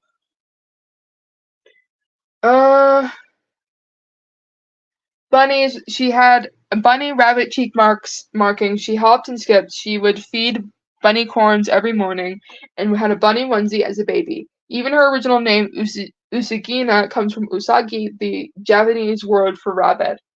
I do remember her name being Usagina, back when the show had first introduced her, but then they renamed her to Crescenta, which I'll get to that in a moment, which is the why that's odd, because there was another character named Crescenta the Eager, and for some reason, that was just happened. Cute, clumsy girl, she stumbled a lot and broke every bone at least once. Her ballet teacher even said she had a self-destructive nature. Dainty little ballet dancer, she learned ballet since childhood. Dead Guy Janitor, Dead Guy Jr. Her middle name, Darlene, comes from her maternal grandmother. Decomposite character. She shares her design of the canon Crescenta the Eager, but as the AO was created back when the character was misidentified as Selena the Smitten, the two are separate characters here. Okay. Ironic name. In lieu of birthing a star queen, she's considered a night queen but her name literally means sunshine. That's crazy.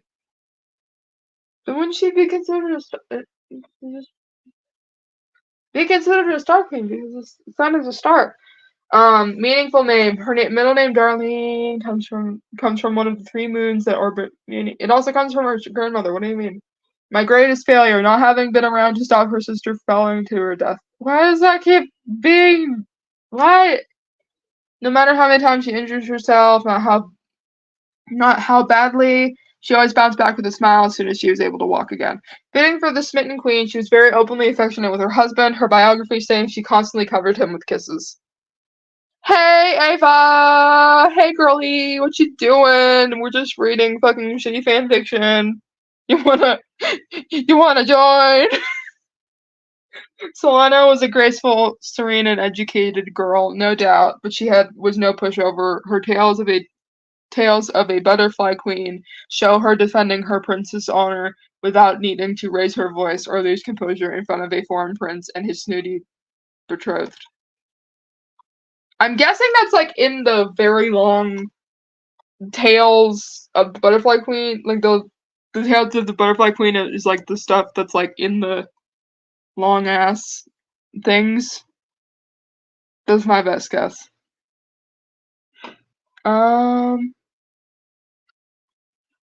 Alright, so since the page is loaded, we're just gonna look through all of these.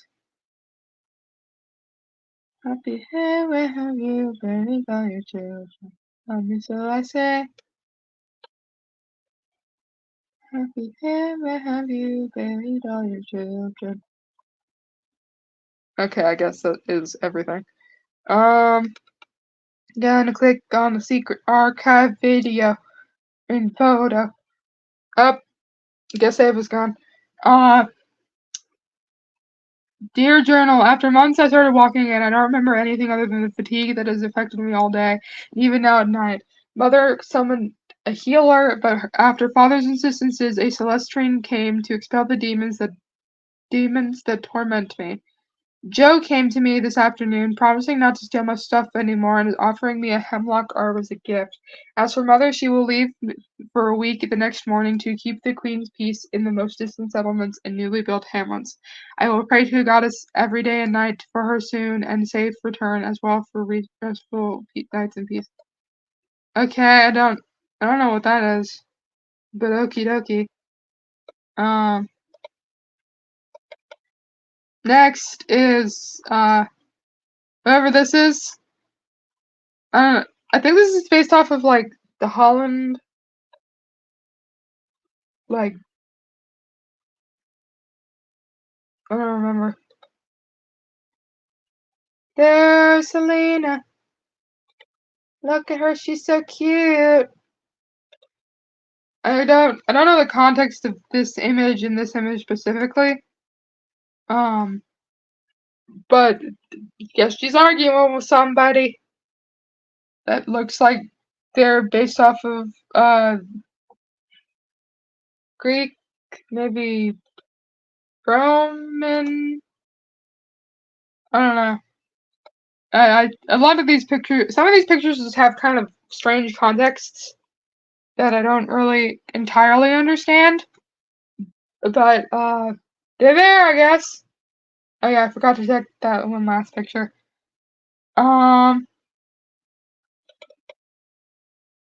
Yeah, there's Roderick. There's Selena and Roderick. Not gonna lie, this picture is like super fucking cute. I think this is like one of the cutest pictures. Don't like that down there, but I like this picture. Look at them, look at how cute they are. They're so adorable and I love them. I want to eat them. Like little sugar cookies. Nom nom nom. Yummy. In my tummy. Honestly, due to that image but being black and white, I can't tell if that's a toga.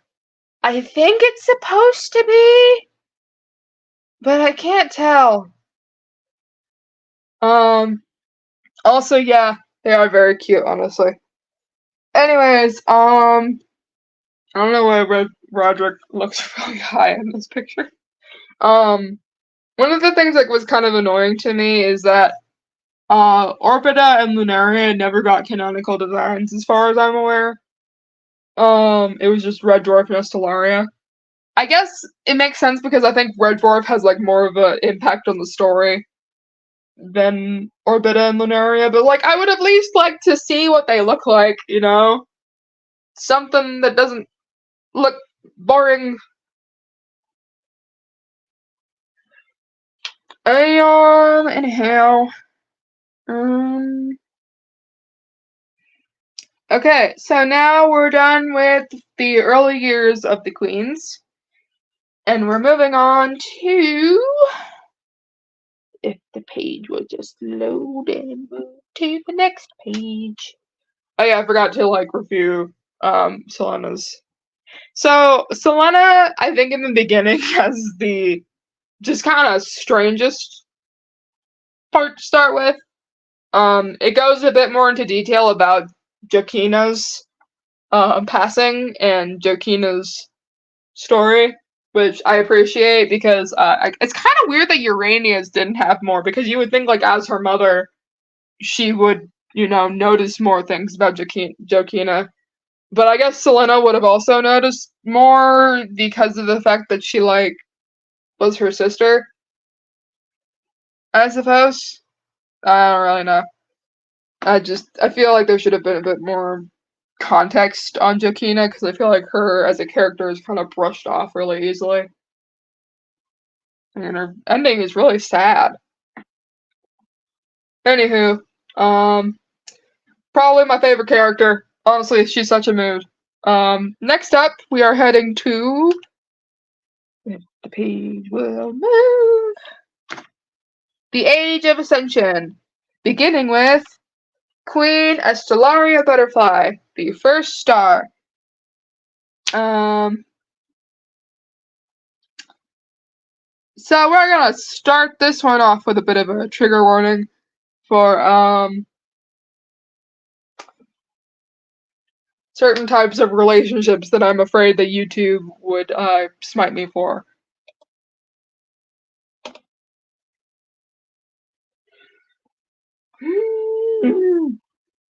Oh boy, this is gonna be a fun one to look through.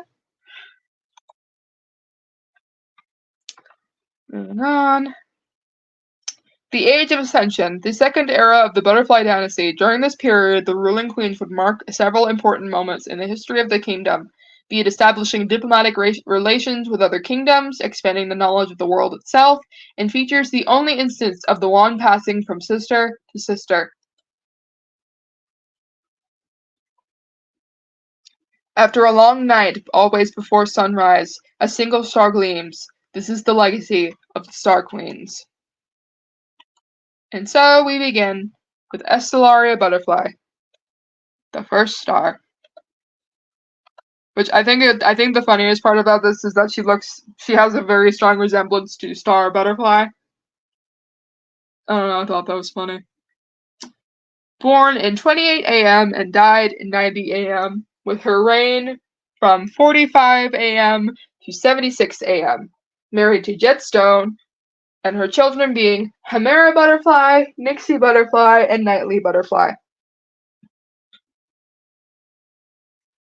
Estellaria Butterfly was born in the twilight that preceded the spring equinox of the 28th year of the Mewnian calendar.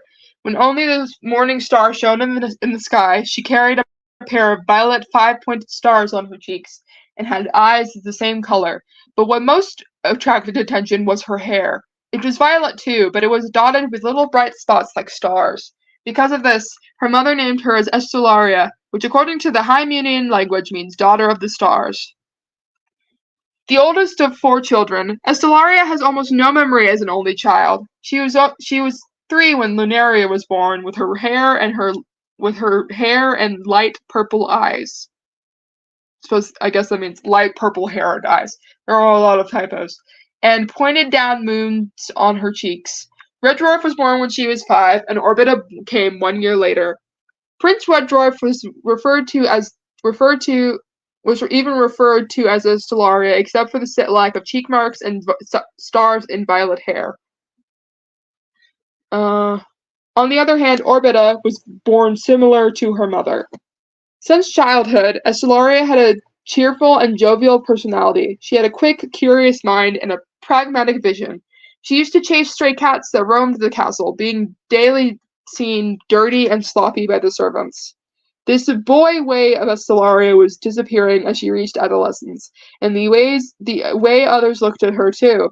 Her silky hair was what most attracted attention, which she washed in separate water during the bath.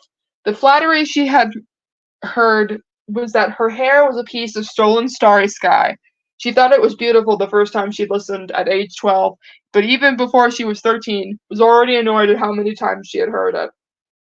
Okay? These are Ace Attorney core names. These are Ace Attorney core names.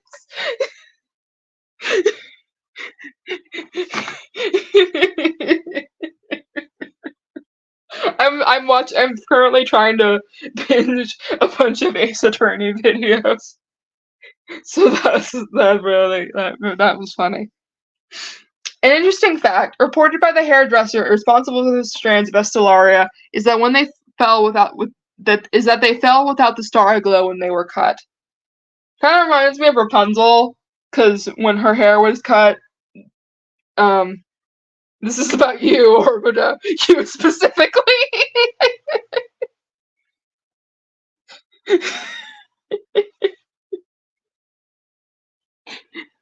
However, at 42 a.m., Estelaria became the new owner of the wand. However, the gift that most attracted the attention of Estelaria was, and Red Dwarf. Okay.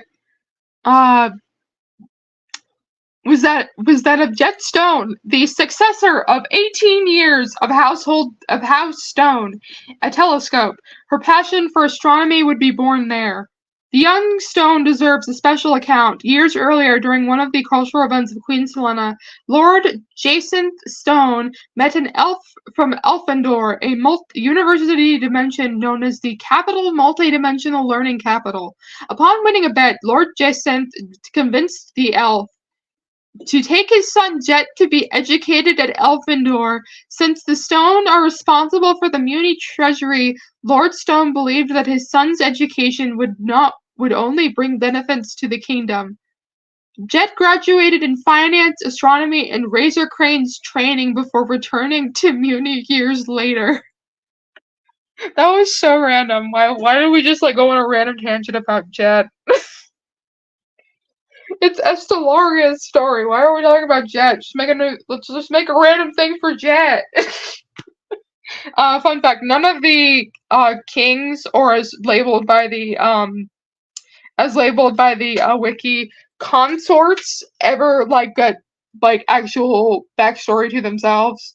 We get snippets of what they were like, and that's basically it.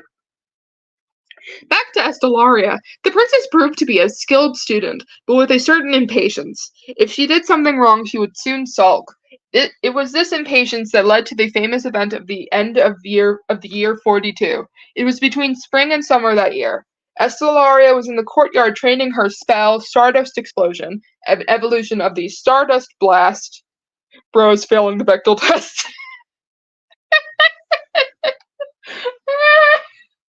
Audrey, stop catching me off guard with the random shit.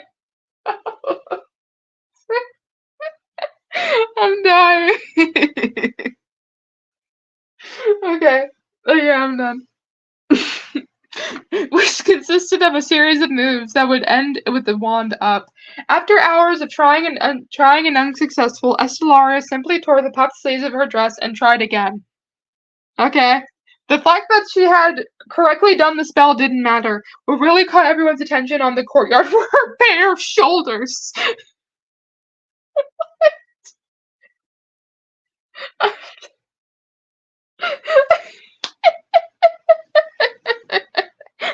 bare shoulder. God. What is this supposed to mean? It's just shoulders. Didn't like the other two queens have bare shoulders, or was that just not a thing? Oh my God. It may seem silly nowadays, but 8 centuries ago it was considered indecent, and it was a shock. Estelaria gave importance to what happened, but contrary to expectations, and cut the sleeves of all her spring and summer dresses. Due to this, she gained the nickname of Estelaria the Bold wherever she went.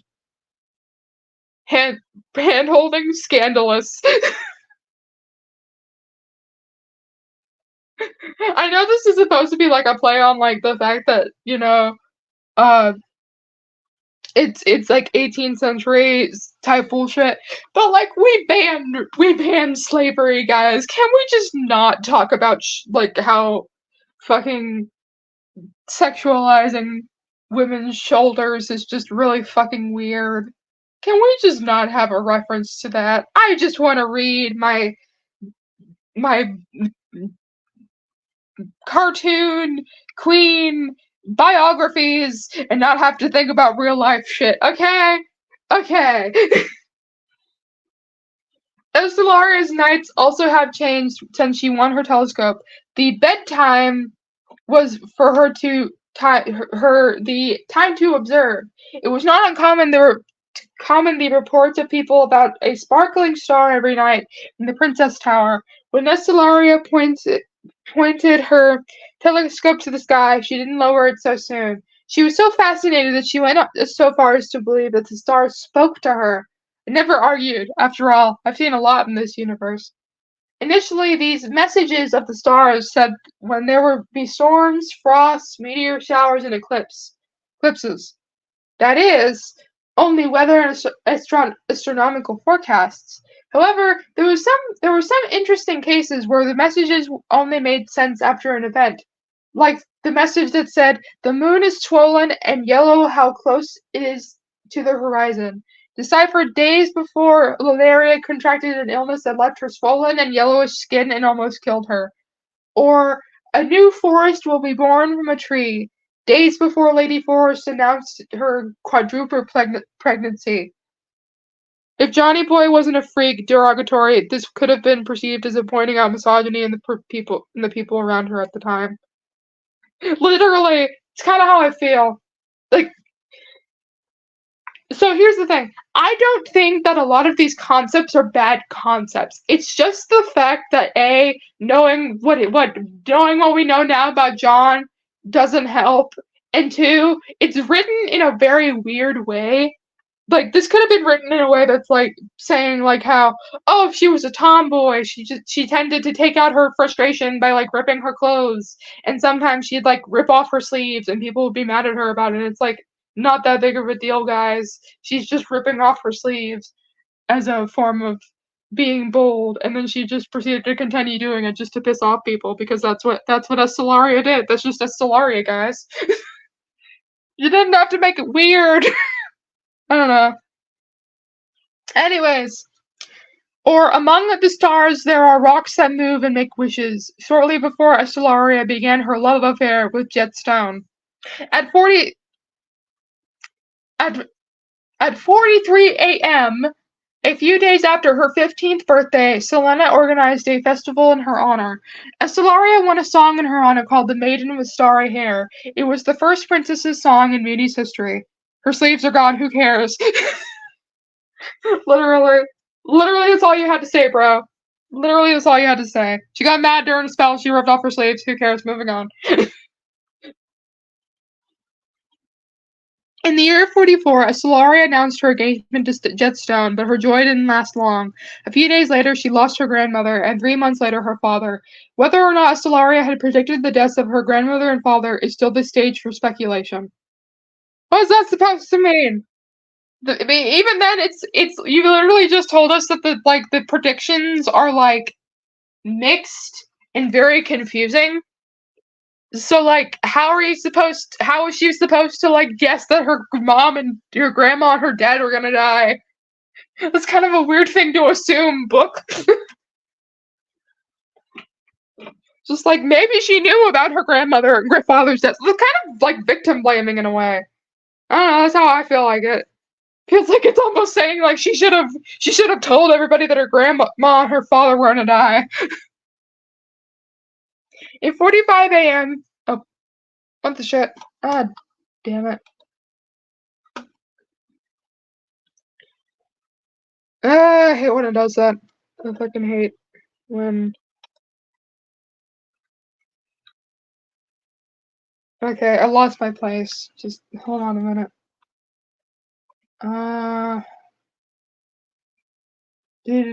Okay, here we are. This is what I get for ranting. In 45 a.m., Stellaria married Jetstone. She was 17, and he was 21. DeviantArt AI jump scare. Oh, knowing what we know now. Ha ha. Ha ha ha. Ha ha ha. Oh, I'm gonna count real quickly. 1, 2, 3, 4, 5, 6. Alright. 1, 2, 3, 4. It's only a 4-year age difference, but it's still fucking weird. Just make him a year older than her. That's all you gotta do, bro. Did nobody question this? Okay. Stellaria was elevated to the rank of queen shortly after the ceremony, being the youngest queen crowned until then. Despite her young marriage, Stellaria wouldn't have children anytime soon. It was 9 years of attempt. 9 years of attempts. So, what the fuck? John! Johnny! Why are you doing this? John! This does not help the fact that he got cancelled for grooming a minor. This does not help. Oh my fucking god. I'm gonna die. It was 9 years of attempts, but while the heiress didn't come, she focused on perfecting her magic and, of course, her duties as Queen of Mewni. The first years of Stellaria's reign were quiet. All she had to do was manage what her mother and grandmother had done. Everything was going well until a dry hover over the kingdom in the year 50. The wells had dried, the water was scarce, and the corn didn't grow in the fields. It was the first time in its history that Mewni met it in that situation. When consulting the stars, Stellaria received was, if the field of stars allows the light of small sky and if the field of stars allows the light of a small sky and earth will meet.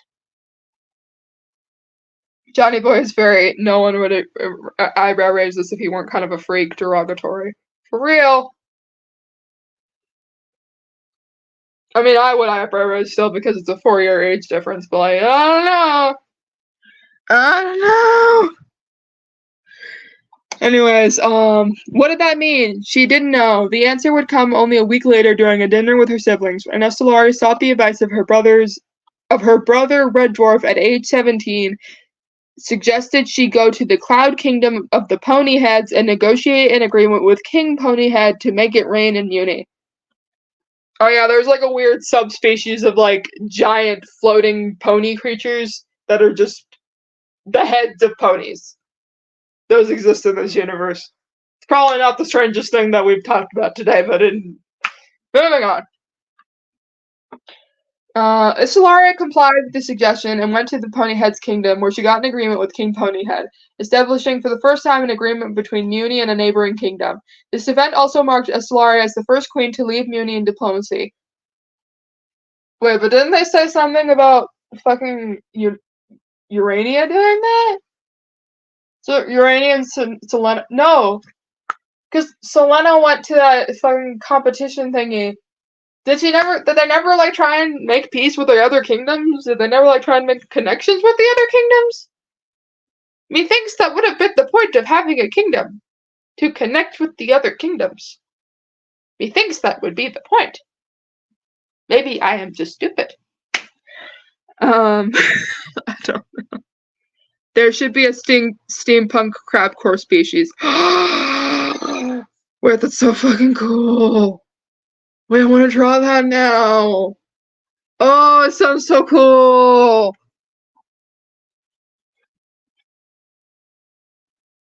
I want to draw that. We're gonna draw that later. When I don't have art block. Anywho, what am I doing? Okay. This event also, with the drought problem resolved, Estelaria appointed Red Dwarf as her personal advisor. Girlie just came home and was like, hey bro, awesome shit happened, you're now my royal advisor. And he was like, what? This is so awesome. Bro, what do I get to advise? Nothing!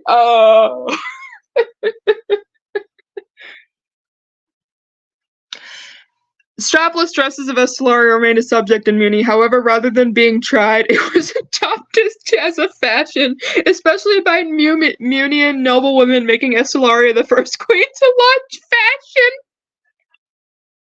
fashion. What is this? I mean, maybe it was more like an Olympics thing where they were in temporary peacetime, but nothing beyond that. Yeah, that makes sense.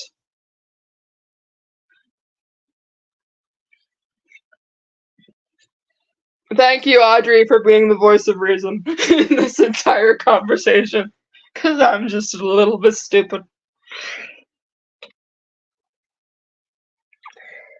The year 51 was of there's I don't know the exactness of Olympics diplomacy, but you know what I mean. Yes.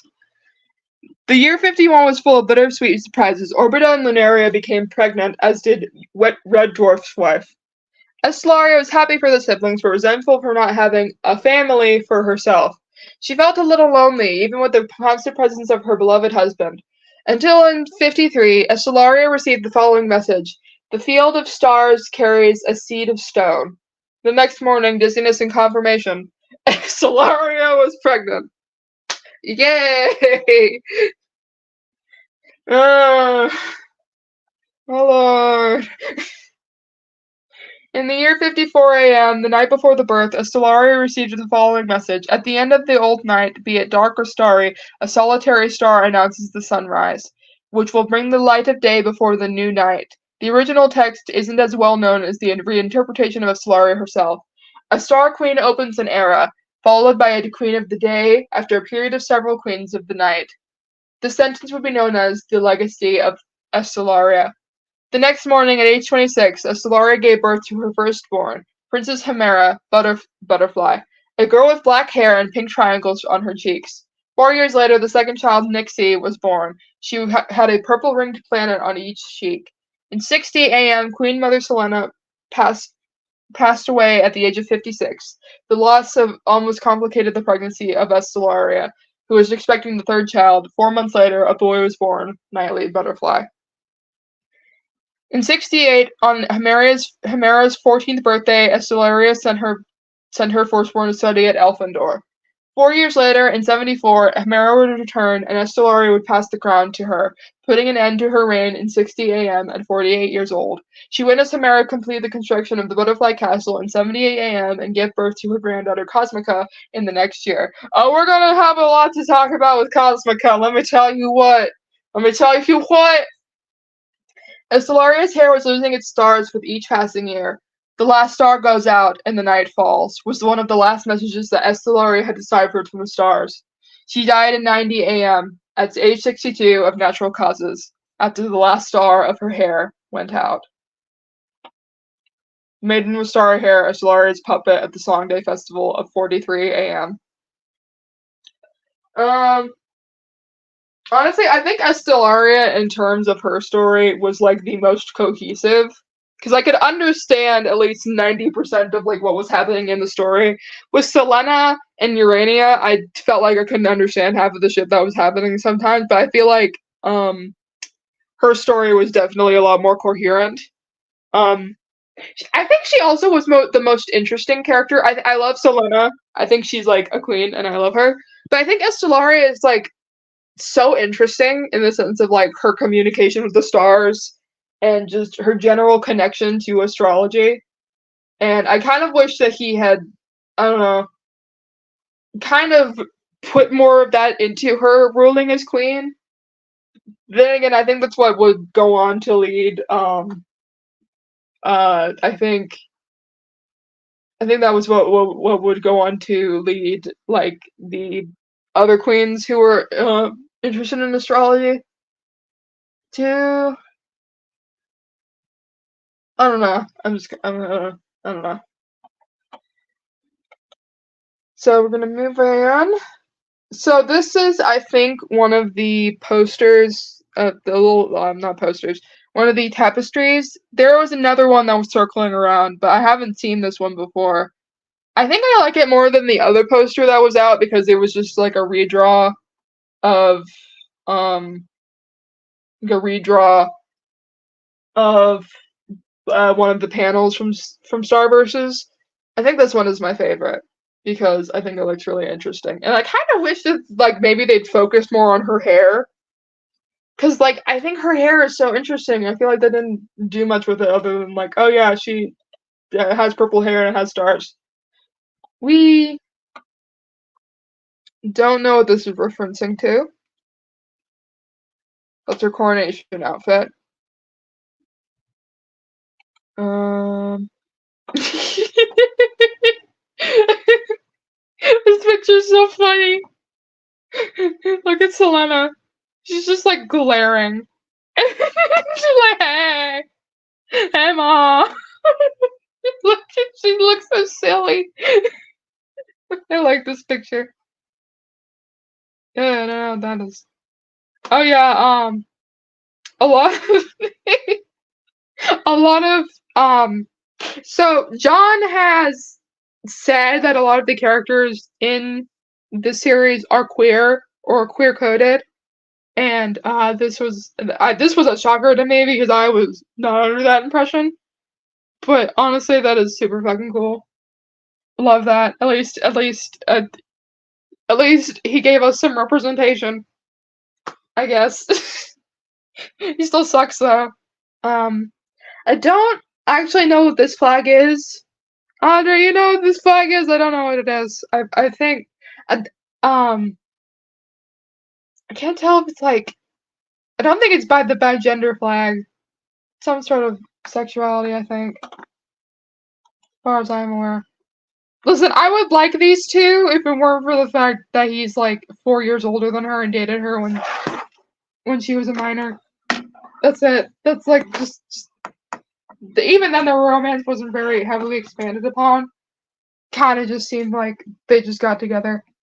I don't think it's a flag. Oh, I thought that was. Well, I don't know what that is then. Maybe one day I'll do a video on these ones, but for now I'm just gonna look at the main documents that I remember seeing. I think it references how she likes more than one gender. Oh, okay. Thank you. All right, we've gone through these two. We're gonna open them because then I can mark which ones I've seen, which one we haven't. So here's Stellaria. The third queen of Mewni, and the first star queen, a queen born under the light of the morning star, born with sparkling stars in her hair. Stellaria, I think that she's actually supposed to be the purple in that flag, if it is referencing the bi flag. Oh, okay. That actually would make sense. She's a bi icon, guys. The tomboyishness only added to her bi-ness, I guess. I'm weird. Oh my god. Estelaria discovered messages from the stars in the night sky. Through these messages, Estelaria was able to predict events in the near future, including one that would define both her legacy and the Sunrise King and Butterfly Kingdom. At the end of the old night, be it dark or starry, a solitary star announces the sunrise, which will bring the light of day before the new night.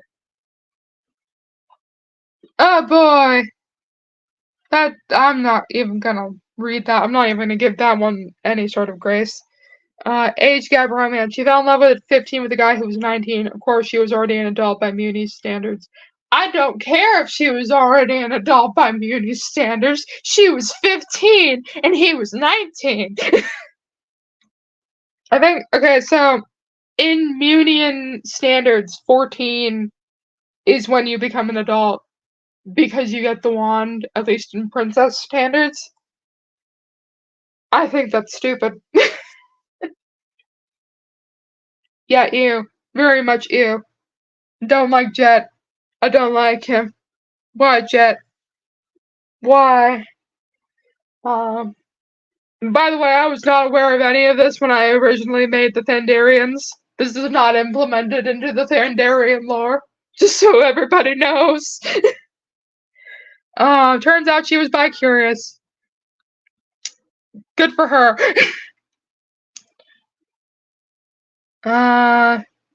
Do.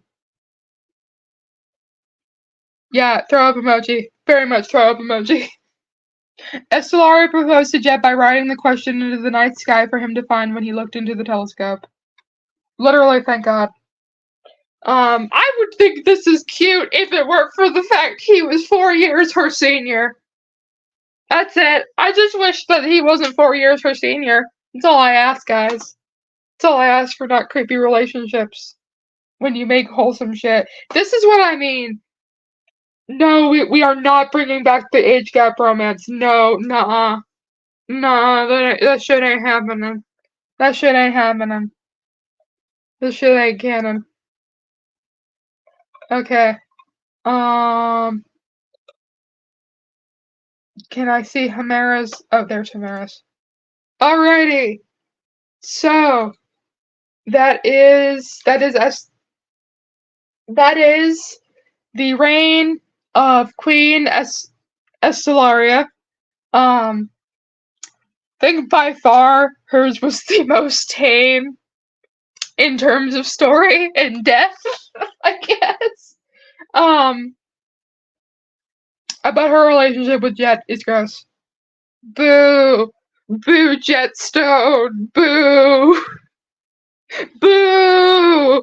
Boo! Everybody boo Jetstone in the comments. Hashtag we hate Jetstone. We're hating on a fictional character, guys. We're doing it. I don't care. We're hating on fictional characters. Oh boy, when we get to Cosmico, I'm gonna have a fucking field day with this one. Oh boy! Alright. Alright. So everybody say goodbye to Estelaria. You were probably one of the coolest conceptualized queens. Love you, girl. Wish you didn't date a man 4 years older than you. But that's it. That's all I'm asking.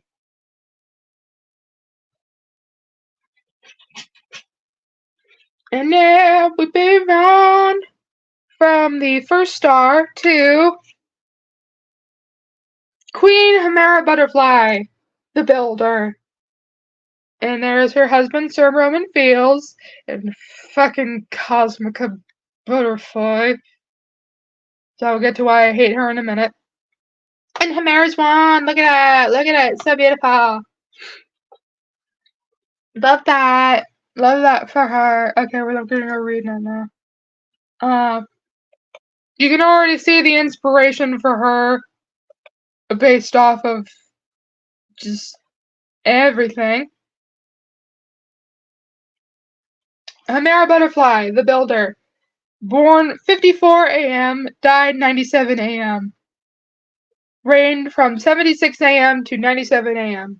Married to Roman Fields and had one child, aka Cosmica Butterfly. Cleopatra. Yep. I think Roman Fields is supposed to be a nod to whoever Cleopatra married. I forgot his name already, guys. Cleopatra's such a queen, I forgot her man. I'm the worst. Hemera was born in 54 on a hot morning with the sun shining brightly in the bluish sky. Her hair was as black as her father Jetstone, with a slight bluish touch inherited from her mother.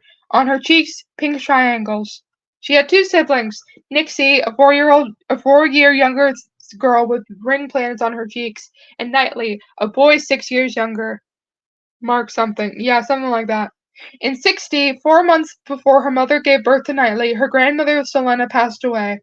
Hermera was a sweet, simple girl of 6 years old who still didn't understand anything about life and death and doesn't own any memory of her grandma Smitten. Seems like a weird thing to call your grandma. Yeah, Mark Anthony. Okay, thank you. Hemera was a girl of few and short words. She was gentle and courteous, and had already shown great intelligence since she was a child. What was heard in court about the princess was that Hemera Butterfly should be called Hemera Stone, for she didn't remember in appearance her mom or her grandma in their childhood. Well, that kind of seems bitchy. What, you're not gonna call her by her, like, actual fucking name just because she doesn't act like her parents before her? Seems kind of strange, but okie dokie. I'm gonna turn a lamp on, my eyes are hurting just a little bit. This is, I think we're just gonna end it off with Cosmica because I need to do a rant on Cosmica. And then that's gonna be it for tonight, and then, whenever I have time to do the next one, I'll do, Polaria. Anywho. Despite having 9 cousins and 2 siblings, Hemera preferred to spend most of her time at court with her mother, the queen. When it wasn't possible, Hemera would stay in her room with the incredible artistic talent she had always had. She had a whole wardrobe full of drawings, only most of them buildings, locations, and castles. Yeah, she's an archaeologist. She's not an archaeologist. She's a...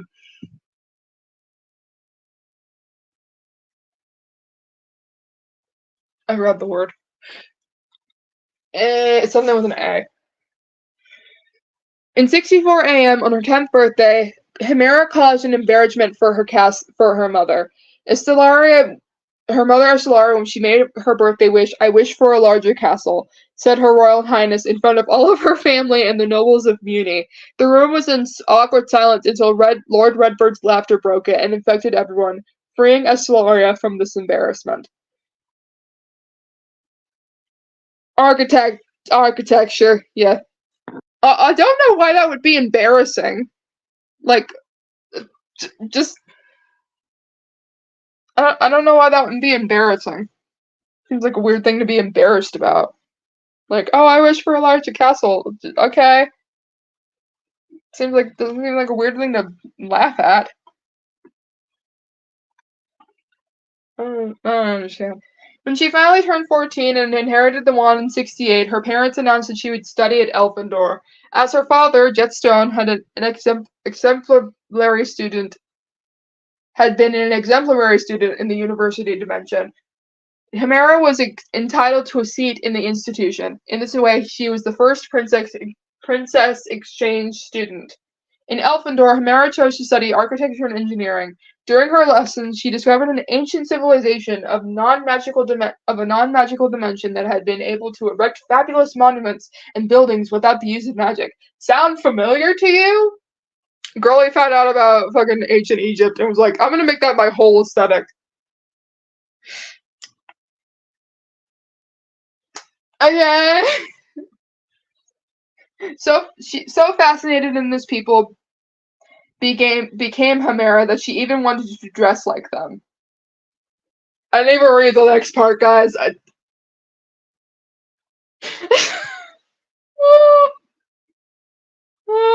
The cultural appropriation is coming back, guys. Hemera also devoted herself to learning magic. She studied and made several discoveries about durability over the connection between spell and sorcerer. Despite her studious personality and being in a university setting, Hamera also sought recreational activities in her spare time. In this case, she did belly dancing classes twice a week. This was the only part she kept out of the letters she wrote to her parents. She's kind of autistic about them. Fun. Headcanon chat, Hamera's autistic. Crazy. Hamera graduated in 1972 at the age of 18. Her expected return to Mewni was shocking. Queen of Solaria and King Jet hardly recognized their daughter under that extravagant look. The way she was seen also changed. When she left, she was 14. She wasn't seen as a pretty girl. She didn't even notice. Now, 4 years later, she was considered attractive and eye-catching with an exotic and sensuous flair.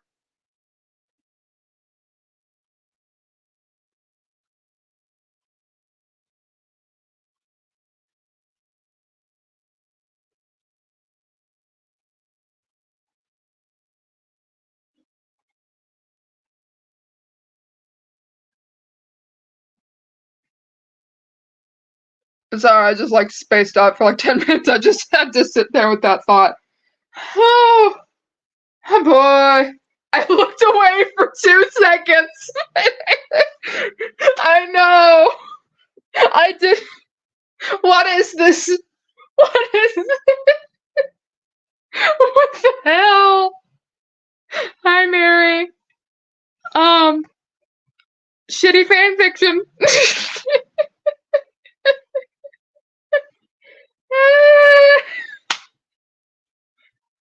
And Hamera didn't return only with a new appearance, more maturity and learning. She brought knowledge. To be more precise, the Princess Hamera brought a collection of 5,000 books, from short stories to historical records and encyclopedias acquired from Elfendor's library.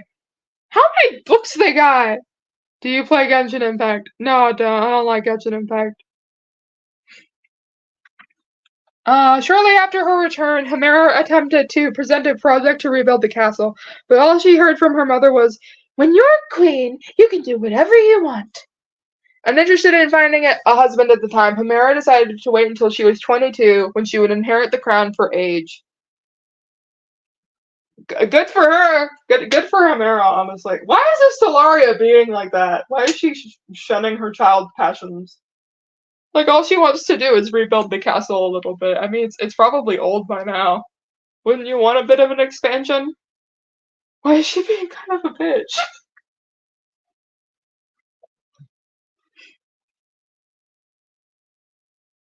Anywho.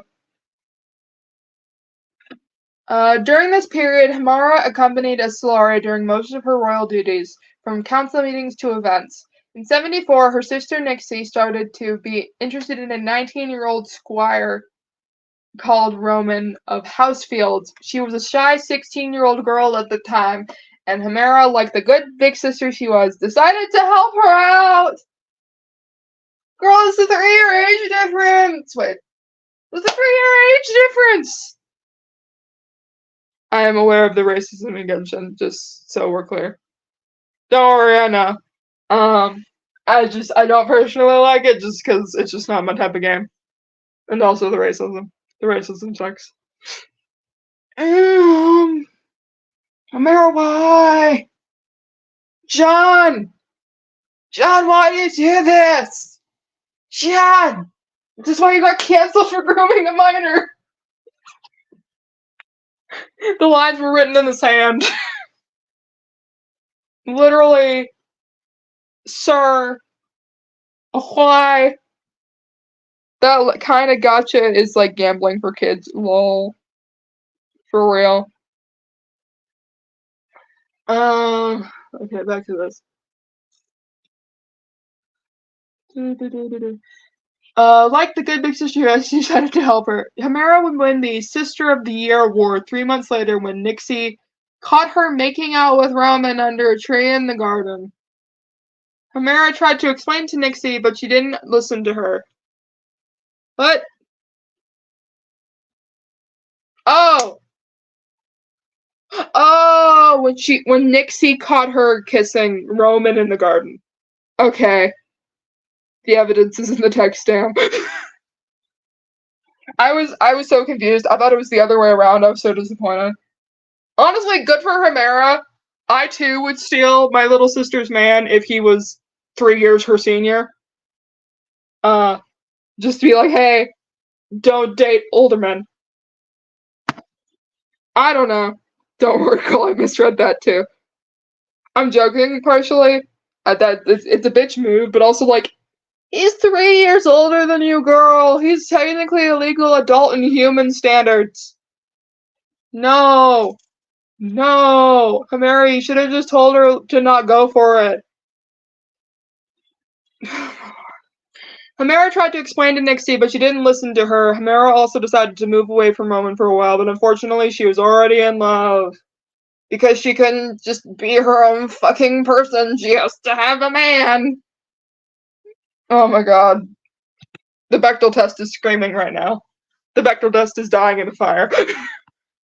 I hope you die in fire! The engagement of Himera and Roman was confirmed in the last following months. The first grass cutter sister of the family, and wouldn't be the last. What? Is that like a phrase I don't know? I feel like it's a phrase I don't know. Yeah, like stealing your sister's man is the last resort. Bechdel test 2024. What the fuck is a grass cutter sister? Google it! Google it, girl. I can't Google it. This computer is shitty. The marriage would only occur in 76 after Roman was appointed knight. It was a beautiful ceremony at Mewni Celestum, followed by the coronation and wedding at Castle Butterfly. It was noted that her sister Nixie boasted the only expression of disgust at the party. Girl, he was 3 years your senior. It's not that big a deal. But also, it was kind of an asshole move. I don't know which is worse. Nixie getting with a guy who's like 3 years older than her, or Himera essentially stealing her sister's man and then marrying him. I don't know which is worse. Chat, I don't know which is worse. I'm dying. Himera had always tried a reapproachment with her sister, but Nixie had become spiteful, as Stellaria never knew what happened between her daughters. Why wouldn't you know about that? Why didn't you, like, ask about, like, hey, Himera, why is your sister not talking to you? Oh, I don't know. I guess it's because I, like, stole her man that was, like, 3 years older than her. And if I was a Stellaria, I'd be very confused. Be like, Nixie, get over it. Just go find another man. Now that she was officially the Queen of Mewni, Himera wasted no time and started her dream project of rebuilding the castle. The construction counted on the work of hundreds of masons, blacksmiths, and workers, including Queen Himera herself putting her hand in the mass.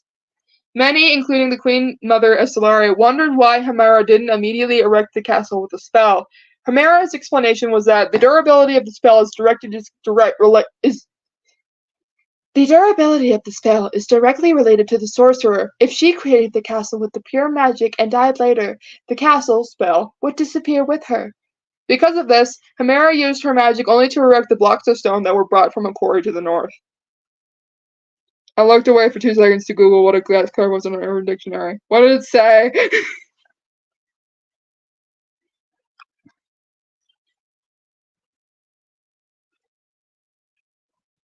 I'm gonna like stop reading just so she can tell me what it says.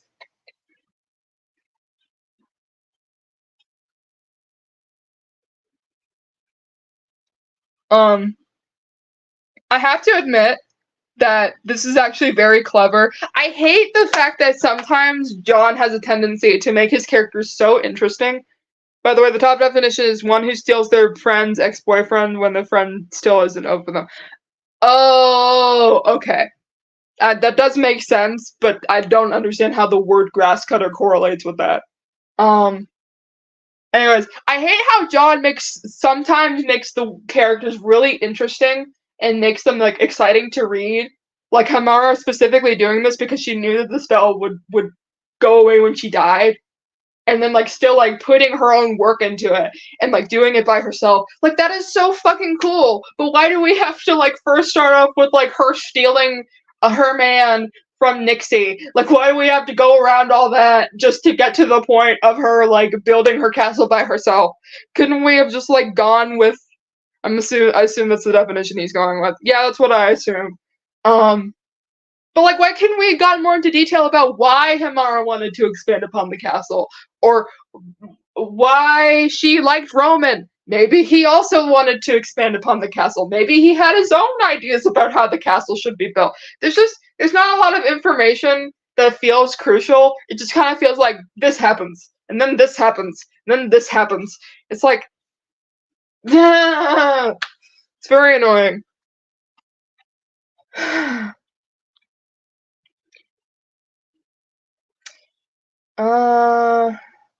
The castle was finished in mid-78. The old buildings such as the Queen's Tower, the Urania Fort, the Newbity Room, the crypts, and the ramparts were renovated, and new ones were erected, such as the Butterfly Palace, the private residence of the royal family with approximately 150 rooms, the throne room, the Celestium of Jociana, erected on the spot where her great aunt had died, the ballroom, the Butterfly Gardens, the Tower of Stars, among others. Her title, The Builder, arose from there. That's really cool. And also, like, that's really nice that she, like, made a specific spot for her great aunt that she didn't even know, but still, like, respected her enough to, like, make something for her.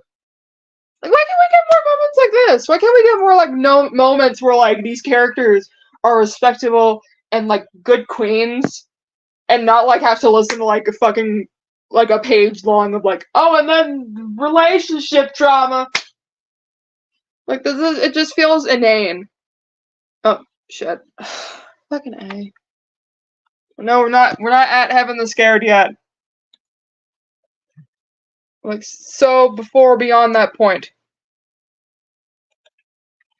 Okay. I know how this ends, but I've forgotten all the middle parts.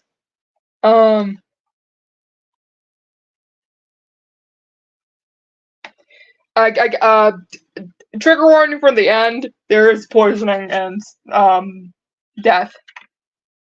That's just it. That's all I'm gonna give for now.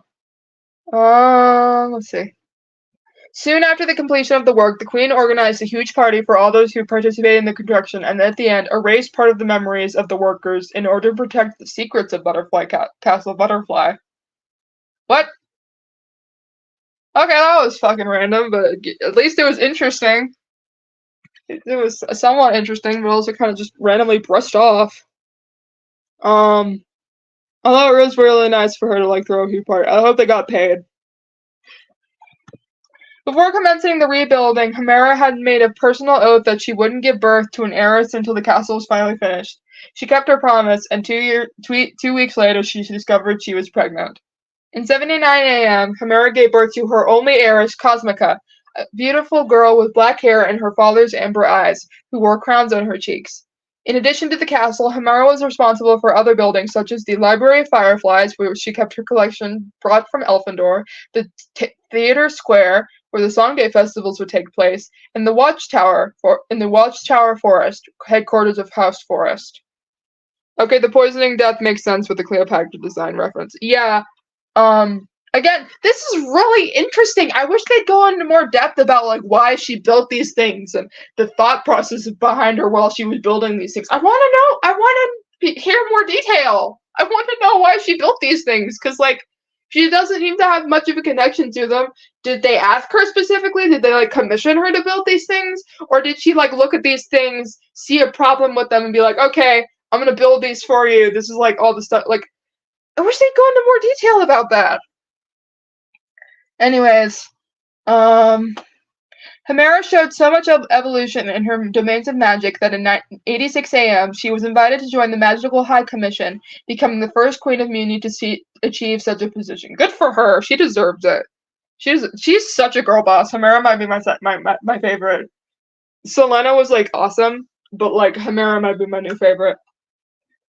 She's a girl boss in every form of the word.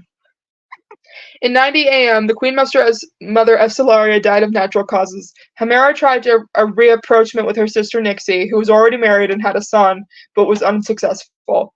The situation between them worsened with the great scandal of 93 a.m. shortly before her daughter turned 14. Here's the worst part, folks. Get ready. We've got some Alabama type behavior happening. Here we go. When Cosmica was caught kissing her cousin Pixar in the library, they were taken to be tried in person by the Queen under the eyes of a court whose overwhelming majority felt that their relationship was incestuous. Nixie came out in defense of her son, saying that her depraved daughter had seduced her son, demanding a punishment. Hemera replied, "What do you want me to do? Whip her through the streets?" Hemera finished that question by sending them both to their rooms, leaving it at that and feeding Nixie's fury even more. Ruh-roh. Cody!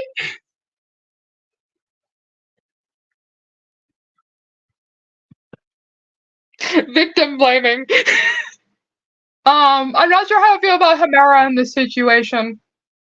I mean, I guess she's not wrong for just kind of like not being sure what to do and just sending them to their rooms. But I would have like at least told her like, hey, don't kiss your cousin. 95 a.m. the controversial engagement of the Butterflies' cousins was announced.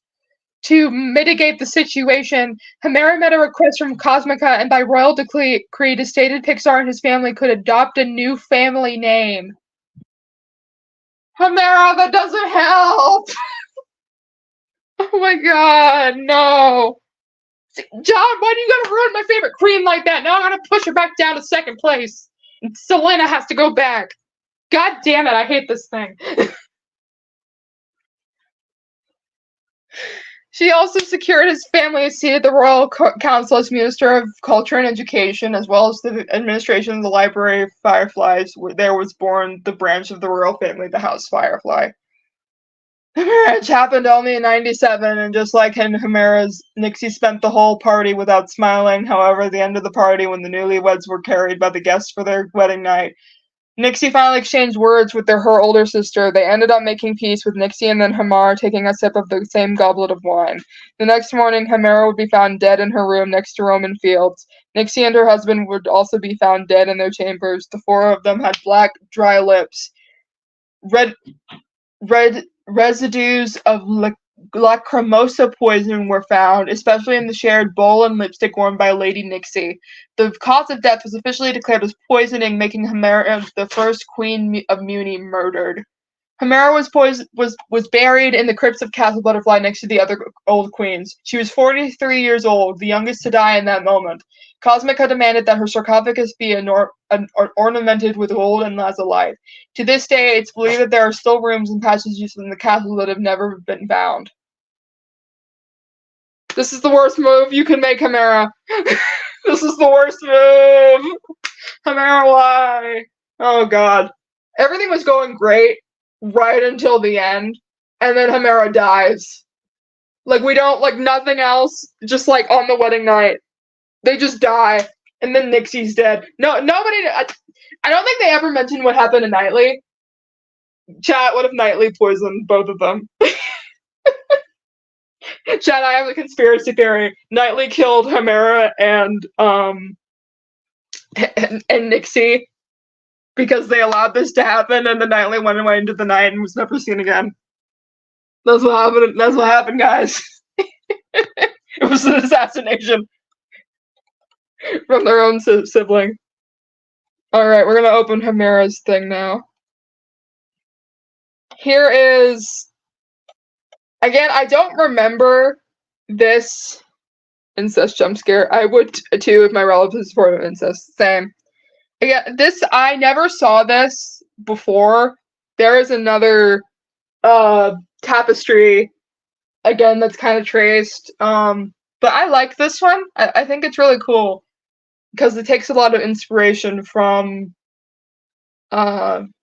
Egyptian art, and I think it looks really awesome. We've already seen those. There's Chimera. I think in the Tales of Queen Butterfly on this one, this is like this specific scene is like when they die. That's gotta be fucking morbid, man. There's Chimera during her coronation. I don't know what this is.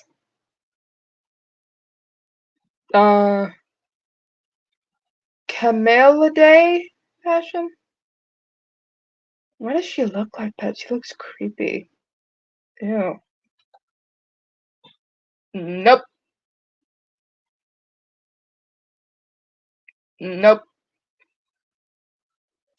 So this is Nixie, and this is Knightley. Look at that face. You just know he killed both of his siblings. Look at Nixie. I hate you. I hate you with all of my life. Nixie is my least favorite character. I don't know where or what kinds of memory. I can't read any of this. Secret Archives Chimera to the Chamberlain. Okay. There's Chimera and Roman. That art style reminds me of Star vs. the Forces of Evil. Cody, this is the fan fiction that is Star vs. the Forces of Evil. This is Star vs. the Forces of Evil fan fiction. This is the Queens of Mewni fan fiction. I thought I told you that.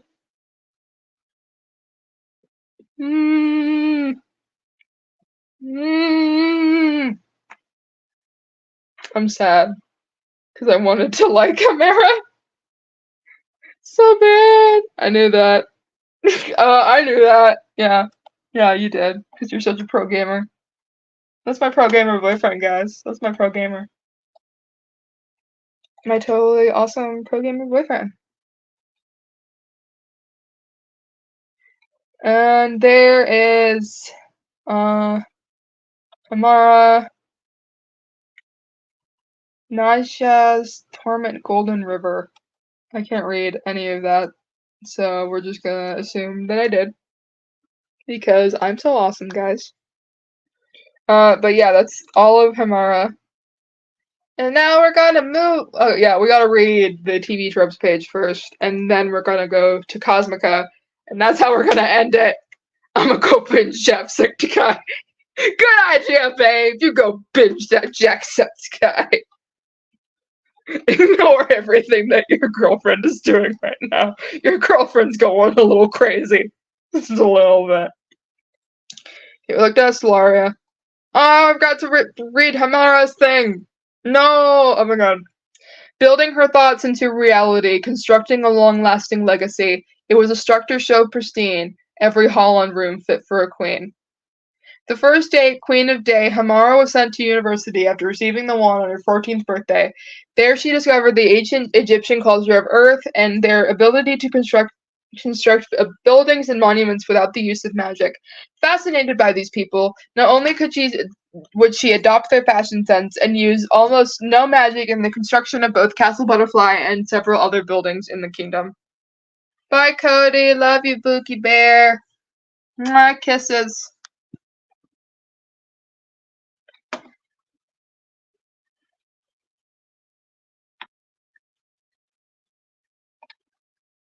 Oh, okay. So it is canon that Nixie poisoned both her and herself. Okay. I guess she really said if I'm going down, you're going down too. Foreign culture fetish. She loved Egyptian culture to the point of copying their dress style. Law of inverse fertility. Despite having a pretty active sexual life, according to her love ranking card, she only had one daughter, and her Tales of Butterfly Queen revealed she died poisoned the night, and Roman tried for another child. Her secret letter revealed that she had 3 miscarriages after Cosmica due to abortive substances in her food. What the fuck?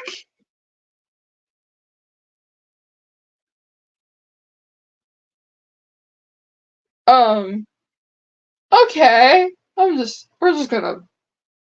gonna move on. I don't even wanna. I don't even want to debate that. I don't want to debate anything. I'm gonna die. Oh. Oh my god. How did 13-year-old me get through all of that? How did 10-year-old me get through all? I don't even remember how old I was when I did this shit, when I read this shit. I do not remember any of this being in here. I don't remember any of this. I don't remember anything. Oh my god. Oh, I'm gonna die. And I support abortion, but Homera evidently wanted more children. I'm guessing that the food was poison, like the food was given to her involuntarily. I guess. That's my best guess, because that's what it implies. But Jesus fucking Christ, that went down the deep end. Thank God I didn't read that letter, because I couldn't read the handwriting. Oh my god, that was terrifying. Okay, now we're gonna move on to my least favorite queen in the entire line. Well, also there are other ones who married their cousins, but we'll get to that when we get to that. Queen Cosmica Butterfly, the Explorer. Boo! Boo! Boo! Pixar Firefly. I don't care. I don't care that you changed your name. How did you assholes have 4 kids and your mom couldn't even have more than had 3 miscarriages?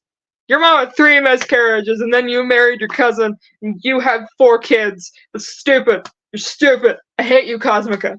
I hate you so much. Your mom was a girl boss and you ruined everything. You ruined everything! And now we're gonna go read. And then I'm gonna die internally. And then we're gonna go to bed and forget this shit ever happened. Oh my god, this is horrifying. Okay. It's heaven. Oh, that's weird.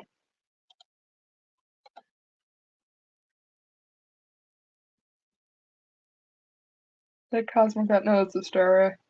Rania, Nicotia, Selena, Selena. Hold on, I'm just gonna have to go back to the main page. It's annoying as shit. Why couldn't it just be in order? Oh, Lord. You know, thank God, maybe it's a good thing you didn't join the call and read this shit. It's a good thing Hyena didn't join this. I think he would question why I read through all of this as a child. I genuinely didn't understand any of the concepts being told, honestly. Thank God. I think I would have been scarred for life if I realized what any of this shit meant. There's Cosmica. Oh, I hate her. I hate her with a fucking burning passion. Okay. Let's get through this panini. Cosmica Butterfly, the Explorer, born 79 a.m. Boo! Died at 130 a.m. Yay! Reigned from 97 a.m. to 18 a.m. Boo! Married to Pixar Firefly. Boo! Boo! Boo! Boo! I hate you. I hate you. I'm a Pixar Firefly hater. Children, Polaria Butterfly, Oster Butterfly, Northos Butterfly, and Grace Butterfly. Boo! Boo! I hate you. I don't hate your kids because your kids had no reason to allow this unless they were like fine with it. Tomato, tomato, tomato, tomato, tomato, tomato, tomato, tomato. We're just gonna put this up for the rest of the stream. That's what we're gonna have for the rest of the stream. Okay. Princess Cosmica of House Butterfly was born on the year 79 on a night when all of the planets of the solar system shone like stars in the night sky. She was the only child of Queen Homera the Builder and King Roman Fields. Her hair was black and her eyes were amber. features drawn from her father. Her cheek marks were golden crowns. Cosmica's childhood can be divided into two phases. The first one was until her 7 years. The first signs of the adventurous spirit of Princess Cosmica began to appear during this period. It was common to see her running and playing in and out of the castle. Seeing 3 or 4 knights running after the princess was routine for the citizens of Mewni. She also wore extravagant and colorful clothes, like her mother. In the second phase, aka the worst phase ever, we miss you first phase Cosmica when you were not problematic. Bring back first phase Cosmica. Hashtag not my Cosmica. Cosmica already chose her own clothes. She preferred less pompous robes, simpler black and white dresses. She developed an unconditional love for peaches, her favorite fruit. Okay. She was quieter at this time. Instead of running everywhere, she now preferred to spend more time listening to my stories about the infinite dimensions of the universe. She also began to spend more time with her cousin Pixar, the son of her mother's sister Nixie. Boo! Boo! Worst Cosmica. Bring back first phase Cosmica. She's giving not like other girls, she's giving Tumblrina. That's what she's giving. That's what she's giving, and even then that's a huge F you to Tumblrinas. I'm sorry, Tumblrinas. I am one of you.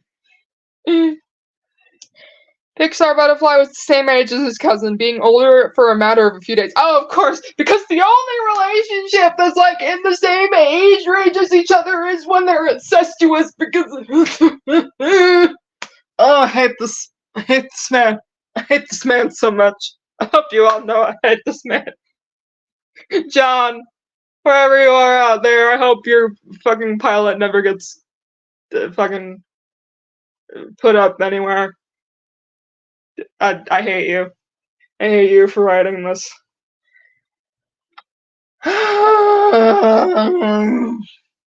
He had blue eyes and hair, genetic inheritance from his father, a member of the House Waterson. Pixar had a great passion for books, being constantly seen from the library. He and his cousin were room neighbors. To this day, there is a discussion about when Cosmica and Pixar started their relationship, but it's impossible to give a precise date or moment to that relationship, to that starting point. However, it's important to note the evolution of their relationship since childhood. In the early years, Cosmica and Pixar developed a natural friendship, much due to the coexistence of families, despite the problems between Chimera and Nixie. They were the first friends of each other and spent much of their time playing together. Both shared a love for stories that were completed. What? Doesn't even make any fucking sense. Every day they found themselves in the library and spent the whole day exchanging stories. He would read stories of fiction and poetry to her, and she would tell him the real stories about the dimensions she heard from me. Can he die? In 88, when they were 9 years old, Cosmica almost drowned when falling in one of the pools, being saved by Pixar, so that it didn't happen again. Pixar taught Cosmica to swim. To compensate, she taught him to dance, something he had already shown at some dances to not be his best quality. The balance of friendship again between them narrowed and completely arose. Oh, I hate this. This is torture. Why is there just so much of them dating? I hate this. When they were 11 years old, they can be seen walking through the gardens of Butterfly Castle, and not very rarely hand in hand. Despite being witnessed by knight servants and even Queen Chimera herself, these acts weren't seen with evil eyes. Oh my fucking god.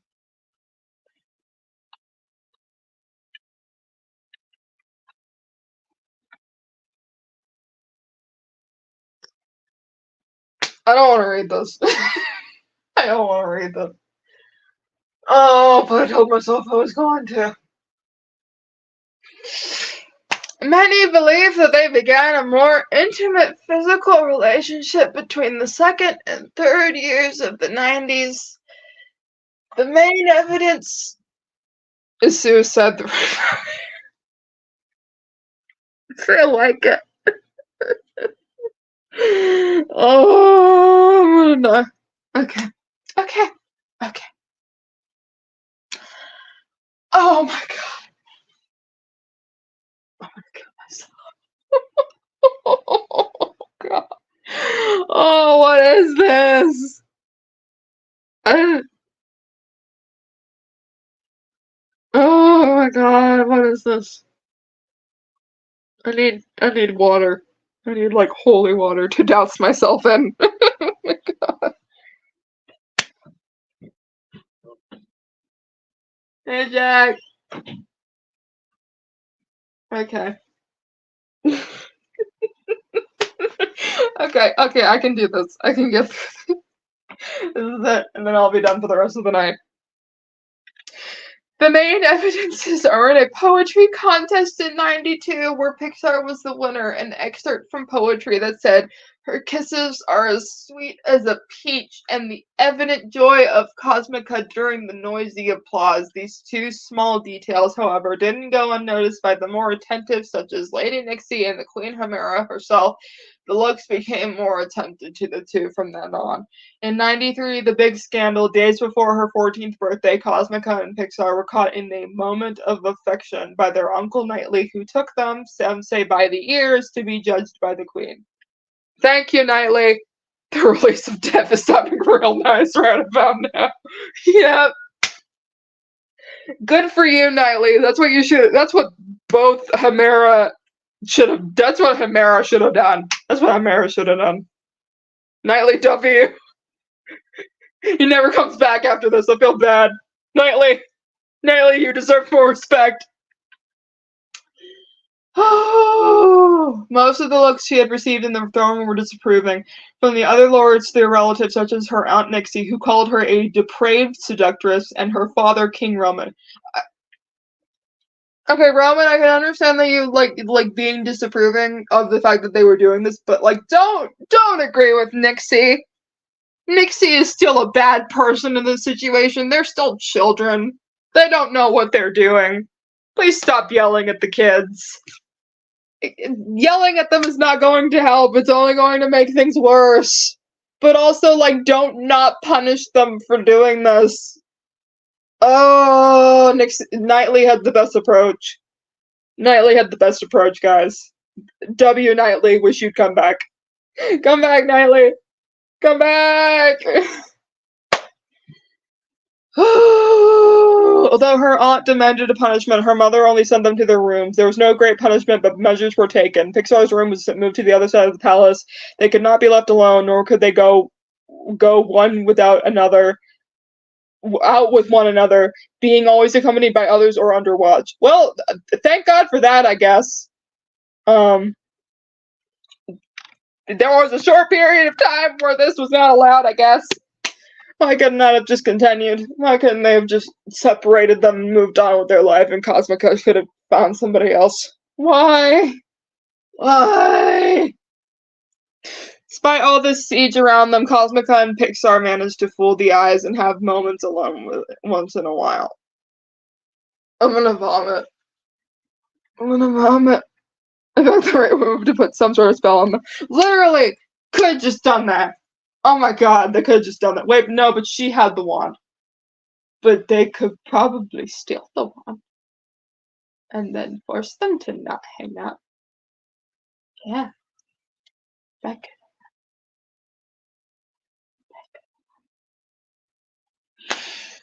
Or banish Pixar. Yeah, they could have done that. Then again, Nixie would probably still poison them. Could have just banned Nixie and their family. Could have just done that. I don't know. There were so many decisions that could have been made. There were so many decisions that could have been made. But these were not the right decisions. Did nobody tell them why this was a bad idea? Or did they just not care? That's what I'm wondering. Days later, when she turned 14, she inherited the wand, which morphed into a black compass that would always point to whatever she wanted. At the feast at night, Cosmica was allowed to dance with her cousin as a birthday favor? As a birthday favor. Probably just didn't care. Why? Guys, you were doing so good. Guys, you were doing so good! Oh my god, I'm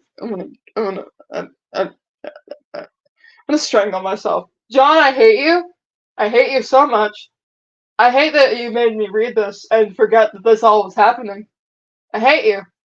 I hate you so very much. Shouldn't you have won yet? Shouldn't you?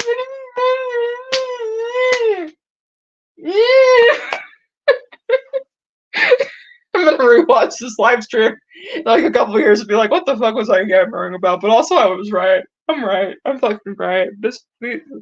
John, I hope you're listening to this right here, right now. I fucking hate you. Never write female characters ever again. Because if you do this to them, I will find you and I will hunt you down. I'm being fucking serious. There's no information about what they said. The romantics believe that they were confessing their homesickness to each other, while the skeptics say that they were mocking everyone who thought they were apart. The beginning of Cosmica with the wand was no big deal. She only limited herself to learning the things her mom and grannies did, that creating her own spells. Besides, she seemed more interested in finding ways to dodge the vigil to meet Pixar. Why is it just... This is literally just... The entirety of this fic so far has just been her, like, going crazy over Pixar. At least with, like, the other girls, they got to have their own spotlight and their own time to shine. She's just thirsting over her fucking cousin. It's literally all of this is. It's just her thirsting over her fucking cousin. I feel bad for Cosmica, guys. She literally, all she did was just thirst over her cousin. That's all she got. Like, her explorer, the fact that she was an explorer wasn't even, like, explored. Cosmica is just for perpetually failing the Bechdel test. True that. F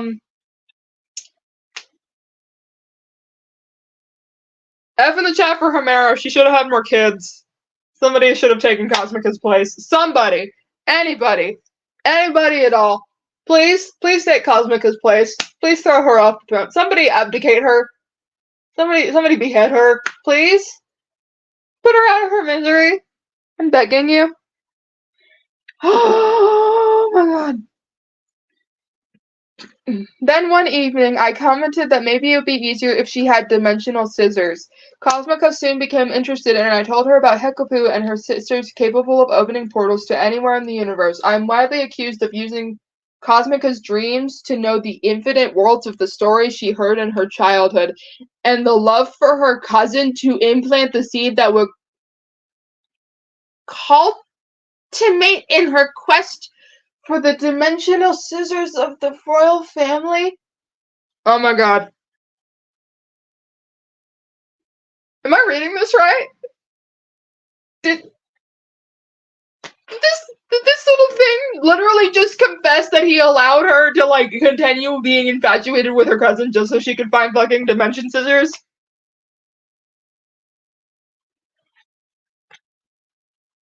No, fuck you. No. No. No. No. No. No. Oh my god. This is my 13th reason. This is my 13th reason why. Oh my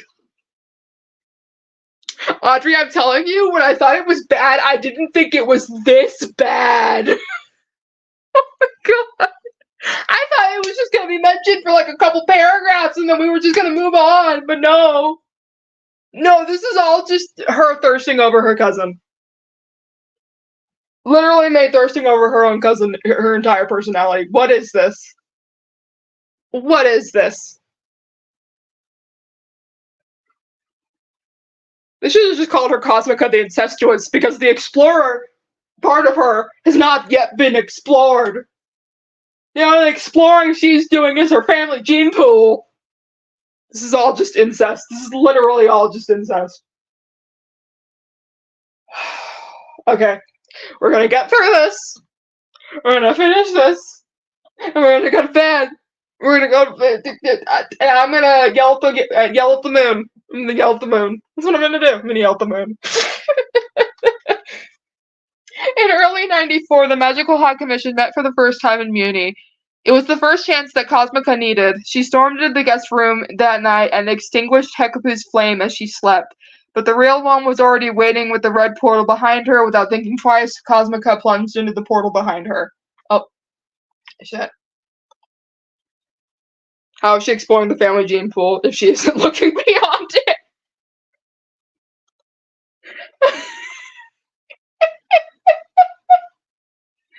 After 10 years and 500 flames extinguished, or 5 minutes, Cosmica returned with her prize.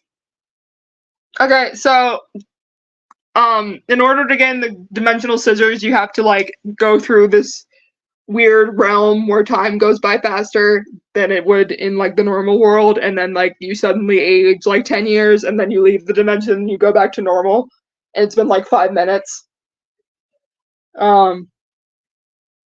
That's the only explanation that I have for this. Literally, I'm pretty sure this is the only time where Pixar just isn't mentioned. Oh my god. Cosmica returned with her prize, the royal dimension scissors of the butterfly family, forged entirely in crystal. During those 10 years, Cosmica improved her spellcasting and her combat and defense abilities, in addition to creating her own spells that are very useful for survival issues and know how to control the compass of her wand. When Cosmica returned to Mewni, the first thing she did was open a portal to Pixar's room. Nope. I'm done. Done. Y'all have got to stop leaving the bathroom door open. She just literally chewed my pants up. I'm sorry, Mama.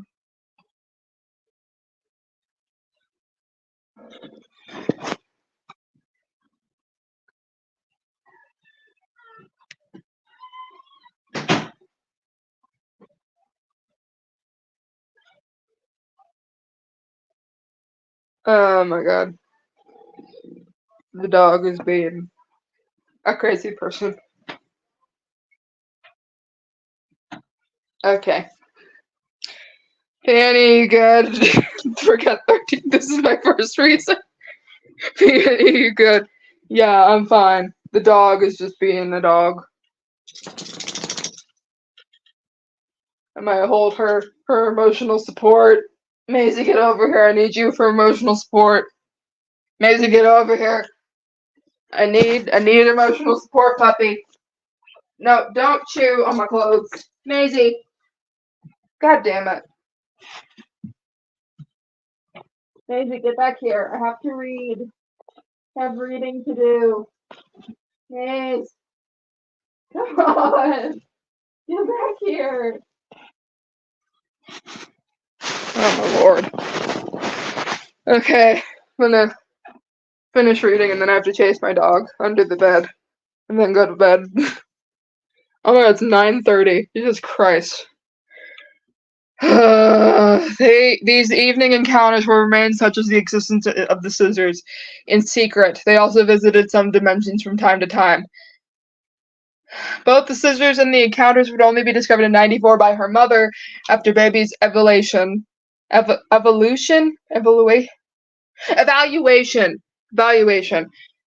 that the relationship with the cousins was really serious and that to force them to separate wouldn't solve the problem, Hemera allowed them to remain in a relationship. Ban Pixar! Ban Pixar! Hemera really threw up her head and said, I give up. I give up. My kid wants to pull a Sweet Home Alabama. Whatever, I've tried. You know, at least like in this version, it shows that she actually did try to separate them. So, I guess in a way, her giving up doesn't feel like a she allowed it. She was just kind of like done. Honestly, real.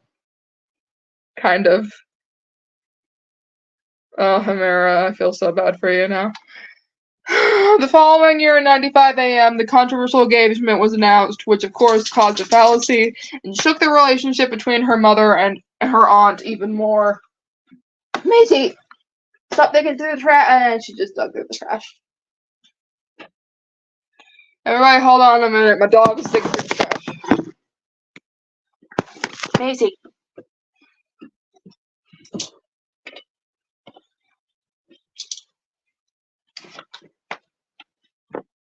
We're gonna read.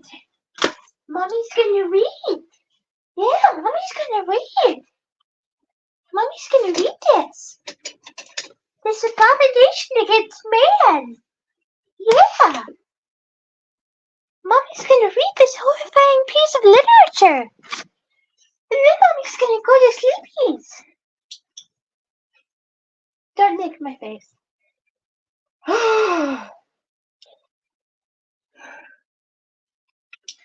Trying to soften the situation, Cosmica suggested to Pixar that he adopt a new family name.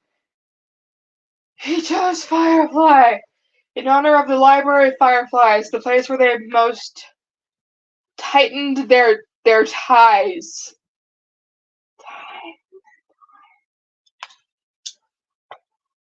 I just want you to really look at that.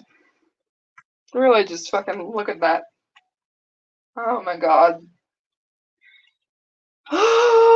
Tighten their ties. I'm never going to forget that verse. By means of a decree, Queen Chimera officially established the House Firefly, which would be responsible for the Mewni Library and sit on the Royal Council as Minister of Culture and Education. Cosmica and Pixar married at Celestium at Mewni in 97 AM. Both were 18 years old. The coronation ceremony took place in the same afternoon of the wedding. Cosmica opted for a discreet and simpler crown made of gold with only a ruby-encrusted gem. I'm not like other girls. I'm marrying my cousin. You can't tell me that's the vibe she's going for. You can't tell me. The feast spread noisily through the afternoon into the night.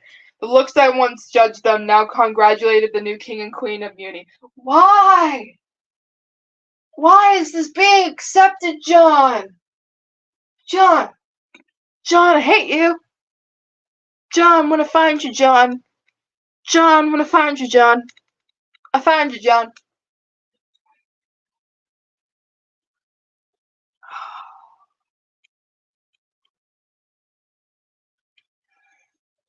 I'm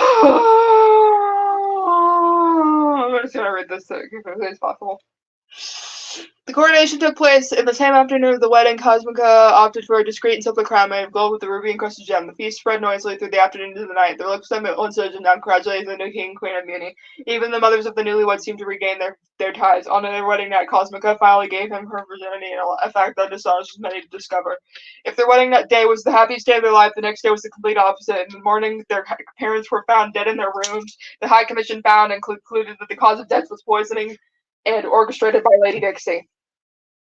Cosmica felt guilty about it, but Pixar soon convinced her otherwise and encouraged her to move on. But she even considered destroying all the lacrimosa flowers in the area, but she didn't do it because, according to Pixar, that would have an environmental impact. Okay. Because two cousins getting married is not bad, but destroying poisonous flowers and causing an environmental impact would be bad. Okay. Okay.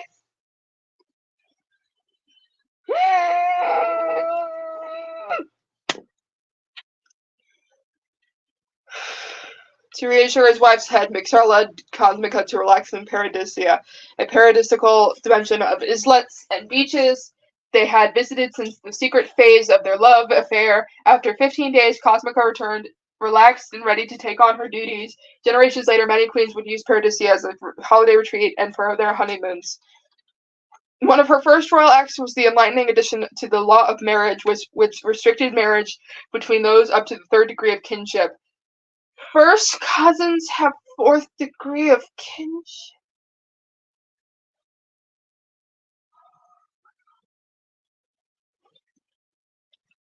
They literally made a law allowing cousins to get married. Oh my god. Although they were now in charge of the royal duties, Cosmica and Pixar didn't abandon their custom of visiting other dimensions whenever they could. Every discovery and adventure was noted in their journal. Instead of citing them all at one time, I will address the most important and remarkable ones in the course of this biography. In '98, 2 places to stand out in the trips of Cosmica and Pixar: the not inviting Pixtopia and its cannibalistic and enslaving fairies, and Gallifamore Gutters, a great place if you want to suffer some crime. The year 99 was one of the bizarre discoveries. They knew the dimension of the cats with human faces and the dimension of the ants that eat clothes. In the 100th year of independence, Cosmica released the kingdom's new default currency in commemoration of the special day. They became known as gold suns, silver moons, and copper stars. Later that year, she would have more surprises. Cosmica discovered that she was pregnant with her first child. In the year of 101, Cosmica gave birth to her daughter, Valeria. Her hair and eyes were blue like her father's, and she carried a pair of pointed 4 stars on her cheeks. Motherhood didn't take Cosmica out of her adventures, only made them less frequent. When they found a free time, Cosmica and Pixar went out for their adventures. At 102 a.m., they discovered the old Quest By. At the time, the place was a huge open-air market, but it was already a place where it was possible to find everything in the universe. Other dimensions discovered by the royal cousins were the dimension Wherever Snow, home of the Snow Women, the Volcano Dawn dimension, inhabited by fire trolls who raid spiders and hunt with giant foxes also made of fire, Storybook dimension, where all buildings are books, and many others. The period between 106 and 109 was the period in which Valeria came to accompany her parents. At the same time, Maisie, stop trying to lick my face. I love you too, Booby. Oh, I love you so much. Yeah, I love you so much, Booby. Mommy's just dying internally a little bit. Mommy's okay. Mommy will be fine. Physically, but not emotionally. At the same time, the last trips of Cosmica, they met Great Andromeda, discovered the Sandwich Dimension, and visited the Plains of Time. The last dimension new adventure of Cosmica appeared in the beginning of 109 when they visited the Candy Dimension. Cosmica and Pixar described the place as a place where the clouds are cotton candy, the rivers are red currant, and the stones are chocolate, inhabited by tribes of dwarf beings made of sugar that are in a constant, terribly sweet war. A great place to visit with your kids. They also reported on Valeria's willingness to take the head of the gummy bear tribe to the castle, but they obviously said no. So you're fine with going to a cannibalistic fairy dimension and going to a dimension and being married to your own cousin, but you won't let your kid take the head of a gummy bear tribesman into the castle? I mean, obviously that's a bad thing, but like, still, oh my god. Why? This just makes me feel gross, to be honest. Trust me, makes me feel gross. We're almost done. In 110, the third child was born, Nothos, a boy with his father's blue eyes and his mother amber eyes. And finally, in 1111, at age 32, Cosmica gave birth to the last child, a girl named Grace. Among all the children, she was the one who looked more like her mother. With black hair and amber eyes, on her cheeks were a pair of crosses pate. Valeria took the crown in 118 after her marriage to Adrian Watterson, but Cosmica would still sometimes perform the role of Queen Regent during her daughter's travels. Cosmica witnessed the birth of her granddaughters Drahenia in 124 and Crescenta in 126. She died in 130, 3 days after Pixar, while sleeping in her room due to a ruptured aorta.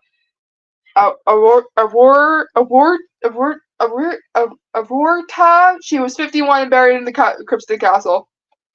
We're not even gonna look at that picture.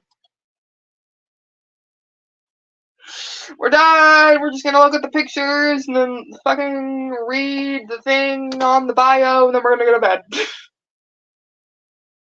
Oh my god, I think that was the worst one by far. It wasn't even like anything about Cosmica. It was just her lusting over her cousin.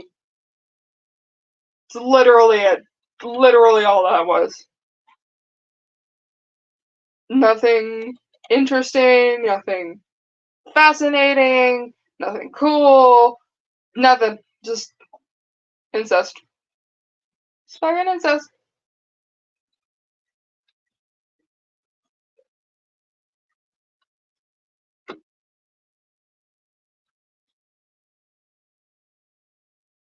I used to think this picture was like really fucking awesome. And now I don't. I hate it. Nope, I don't want to look at that one. Go away. Ew. Gross. Even grosser. Nope.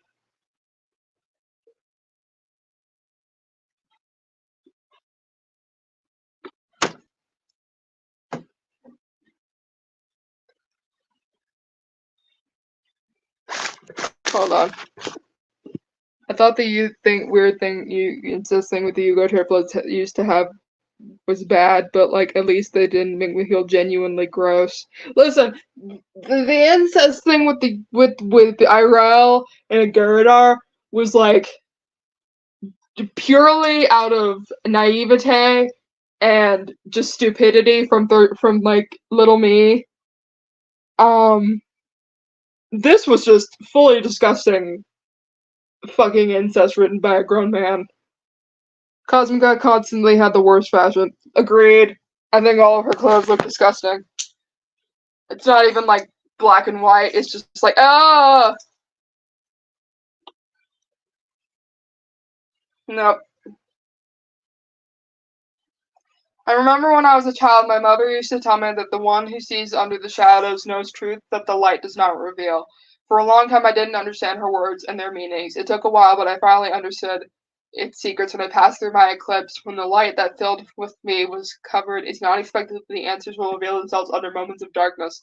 But when this was learning, I learned when light doesn't give you an answer, look into the shadows, for the light is the master and the shadows will serve it. Is this? This feels like this weirdly feels like a euphemism for like her dating her cousin. Cosmic. We're not even gonna look at her fucking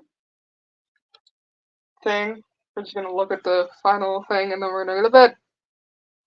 And then that's it. And we're never gonna think about them again. Literally, that I think was the worst out of all of the ones we've currently read. Nope.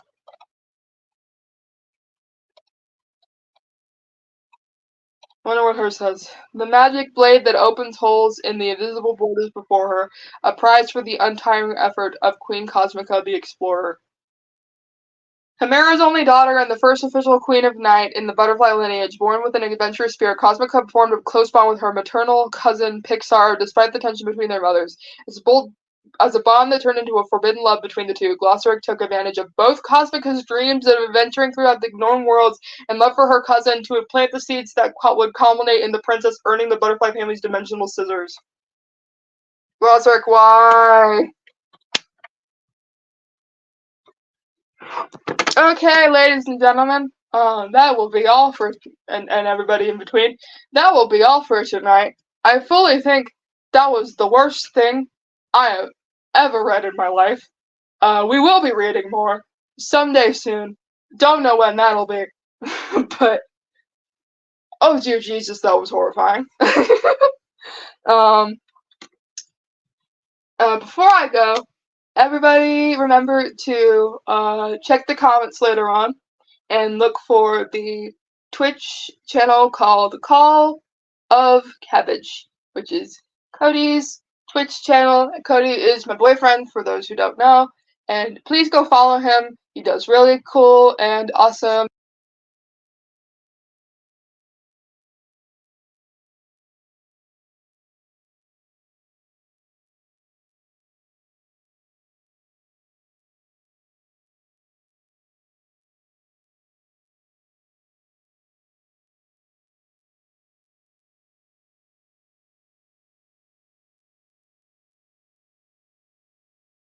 Sorry, I got cut off.